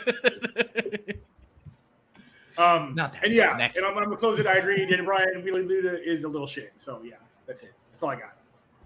Oh, hey, but we might get the City Stampede with them and the Elite. I think that's gonna start off there, and then the Blood and Guts to end the story. Between You have to make sure that that's at a stadium with a field, though, because one thing about Daly's place is it has the in-ring arena and the Jaguar Stadium attached to it. So a place like Wembley does not. It's a tennis court essentially that does not have a field play to have the ring and the field separate. So you got to make sure the stadium matches that. That's why I think Blood and Guts, and where you can just have the cage come down. That's true. Yeah. They could do that. I mean, they did it for Mania. They could do it for this one at Plenty of Wembley. space for a second ring. This that too. They could do a World War. Hey, broadcast, what's going on? Australia, man, Tom. Morning broadcast in the future, broadcast as in always. The future. That's right, our boy Tom. And then finally, the last one to close it out here, ladies and gentlemen. Of course, the title versus career for the AEW World Tag Team Championship. The Guns defending the tag team titles versus FTR. FTR loses, they're gone. They're out of AEW. But no, it wasn't the case. They are now once again. Let me remind everybody, they're two-time AEW tag team champions. Not one time, they're two-time. Two-time. Because I know the first one doesn't count for everybody, but this I feel like it does because that match between them and Young Bucks, great. The books. Oops. But this one in the book, yep, and then we can find it after the books, and this one too. By the way, shout out to the Guns for coming out to what was that? The music that came out to? I forgot. 50 Cent. Many men, many. Yeah. How many men do they like? Many? Many, apparently. Many. They like many men. There you go. Fuck right back. Yep. Nobody likes right back over here. I'll tell you that. We're all with you. But man, yeah, a good matchup, great storytelling. What's next for TR? I don't know. Maybe now they can help elevate the tag team division since the trios division been focused so much long. The director mentioned that a while back. So I think maybe we can see that. I don't know what's next for the Guns. Maybe a trilogy between FTR, possibly. I don't know, but They'll win the titles back at Double or Nothing. Okay, that's fine. But you know what? Shout out to the Guns. Billy's happy for his kids. They're at least getting. They main evented. They fucking main evented a Dynamite. Kudos to them. Yeah, congratulations. Right? They bad. Not bad for transitional champions, right? Not bad. Not bad for transitional champions. That's for sure. But man, Hey, if you're gonna have a heel team, they're getting heel reactions from people. At least they're getting no reactions. People are truly hating them, and they're doing their job. And they made it. And this was a storyline. They told a story here from before FTR left in December, because they're the ones who beat them, put them on the shelf storyline wise, and said we got rid of them, and then they came back when they won the title. So it was kind of poetic justice for FTR to come back and put their careers on the line to try and win the titles, and they did it, even though it was kind of awkward doing it with a roll up. Yeah, but but continue, Bakley. What do you think? I liked the match. I liked the fact that they had FTR win. I was hoping they wouldn't lose, and then we'd have this unknown with them. So it was the perfect idea to do it. I still think it was a way to put the belts on FTR, make people happy, but then now you can have the trilogy. It's 1-1 now, and the former champions get the rematch. They do it at Double or Nothing. And I feel like that's why I feel like you got to put it back on the Guns. I feel like that's the right thing to do here, because they're doing a great job with the 2 months that they had. They're good on the mic. They get people mad that they're the champions. And FTR doesn't need the belts. It's a good thing to give them the belts back. But I feel like the Guns had something going, and I feel like that's what Tony Khan's going to do. Okay. All right. DOM. Man, I'm telling you, this match had me like fish hooked. I mean, all throughout, I'm on the edge of my seat, like, oh shit, no. Whew, okay. You know, like when I can never remember their names, but when Ass Boy number 1 is distracting the ref and Ass Boy number 2 hits Jax with the title and rolls him up real quick, I'm like, no! And he kicks out into a, oh thank God! Like the whole time, oh, It was a fantastic match. The in-ring psychology was top notch, which you expect from FTR. But even the Guns, I mean, like they've come a long way, and they've been mixed up with FTR since back when they were dressing as them in the crowd holding cardboard championships. So this is, become quite the heated rivalry, and I kind of liked that FTR squeaked by on like a sunset flip, no less. Like one of the most generic moves in pro wrestling history. I'm going to hit you with a sunset flip. Who gets a win off of that? They do. And not only that, like this just wrapped up because in a few days I watched the Lucha Bros pull the ROH tag titles with the Briscoe side plates, and that choked me up. Then I watched Sammy and Kevin win the tag titles in the home of PWG, and I had a tear in my eye for that. Then this happens. I'm like, damn these allergies. Where's my Allegra? Like it was a great fucking week for tag team wrestling. I mean, oh my god. It definitely was. It was good. Was really happy for all these four individuals. I like FTR putting, over the Guns in the beginning of their careers. And now where they're at too. Now, that's the whole point. You need to have heels like them, and they, we want to, how you put us on seats. Make us hate them, and then of course we want to go there and tune in to see get their asses whipped. So I'm happy for FTR to stay. So, and funny thing is, just wanted to mention before I pass it to the director. After the off air, I don't know. I was trying to look for the picture, but I couldn't find it. Like there was a poster or a picture that Vince McMahon fears Tony Khan, and Dax Hardwood was holding it really up high in the fucking ring. I was like, wow, yep. First we got Eric Bischoff holding Vince fears WCW, and now this. Mm-hmm. Oh my goodness. I love it. I fucking love it, man. I am loving it. Director, break it down, brother. Were you happy FTR stayed? Yeah. Because I didn't know how I didn't know what was gonna happen. And the story of this match not only was how creative the Guns were trying to get DQ'd to cause the loss, and how the FTR were like, no, don't DQ them, let it roll. That was the first story, but the second story was how attention to detail they made sure the ref was on top of the rules and the legal men. Because there was a segment where one of the Guns went for a DQ, and Hardwood's like, don't stop the match because of a DQ, it's okay. And then the ref goes, don't worry, he wasn't the legal man. So paying attention to those little dynamics within that storyline, I think was also a story in itself. And that was super clever. I kind of did think that FTR was going to lose. I thought they were going to be put over in, full-time at Ring of Honor. I thought they were going to be the tag team to carry the brand over there, which would sort of be an okay compromise for losing your AEW career in a sense. But I am pretty stoked that they won, and I was very surprised that was a super short tag team title reign. I mean, the Guns had it for like a month or two. So yeah, no, I'm happy that they're gonna get TV time and they're back and they have belts again after losing 5 in a row. So I'm curious how this storyline is gonna move forward, or if it's done, which I think it should be. It should be done. So yeah.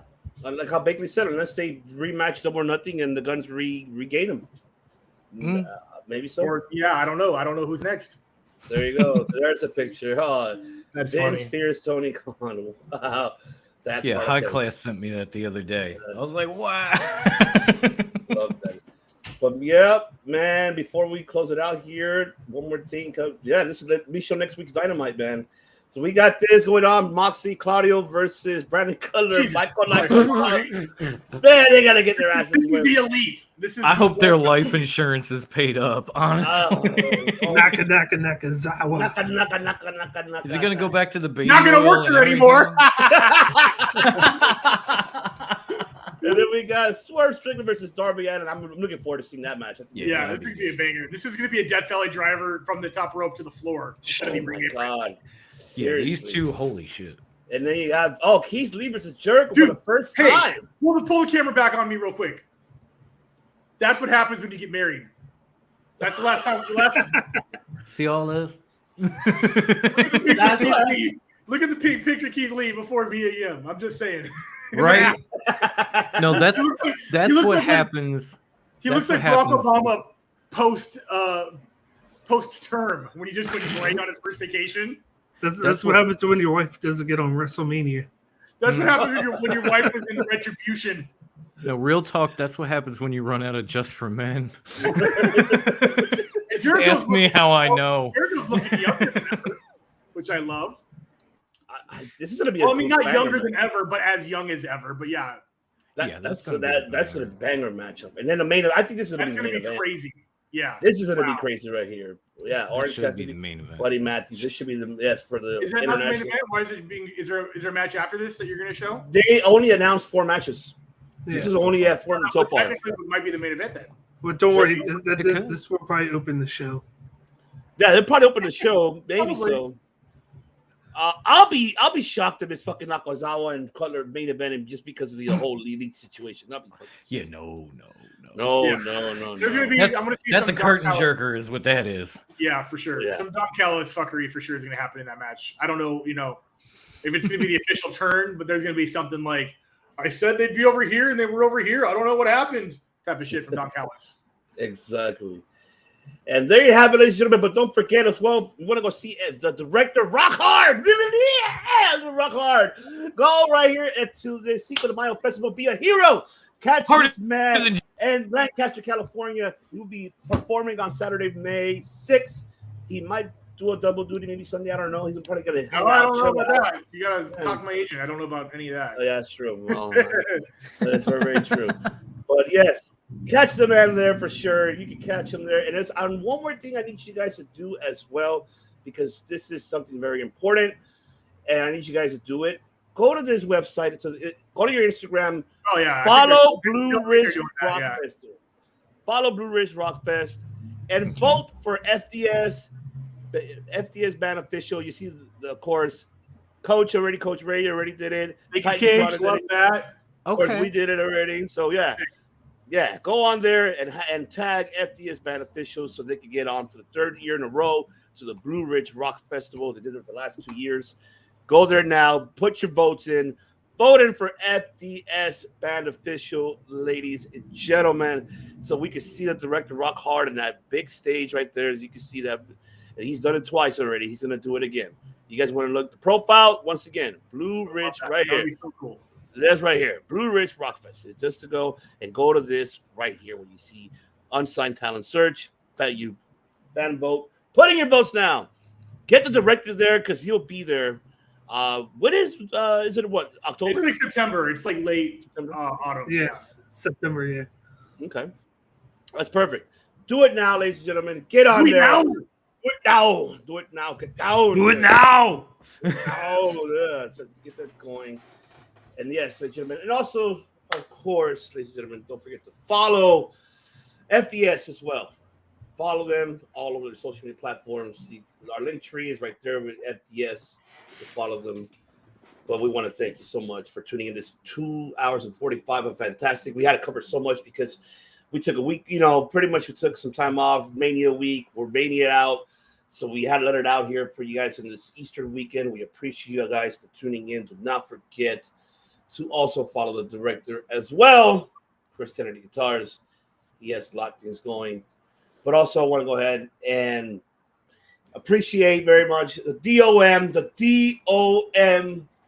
That's right. And the man with the IQ that we're going to see if his bet slips are right, that's right. You go to the bloodlinenetwork.com so you can see the bets before the main card for UFC 287 as it's happening right now. And let me pull it up right there. I need to show it right there. Sam Hughes did me well. Look, that was a good fight. I was watching that the whole time, and she was getting smoked for like 6 minutes until she won the whole fight. Spoiler alert. Yes. So, yes, Bakley's bet slips are there now. If you're going to make your bets, do your parlays for the UFC 287. Get that money. Go get that money. Go to bloodlinenetwork.com. Check out Bakley's bet slips as he has already everything in store, what to bet on. He'll tell you the over and unders. Wow, you broke it down. I can see that. Jesus. Of course he broke it down. Yes. What's his name? Spoiler alert, Sam Hughes won by decision, so cashed on both of those plus 220 and plus 325. Ching ching. Oh man. So Bakley got you there. Follow Cage Mike Q, of course, and then he's part of the Bloodline Entertainment Network, of course, and of course the DOM Top Rope Wrestle Talk on the Bloodline Network YouTube channel. Exclusively. That's for sure. It's now officially with Sick. that. Welcome. Yes.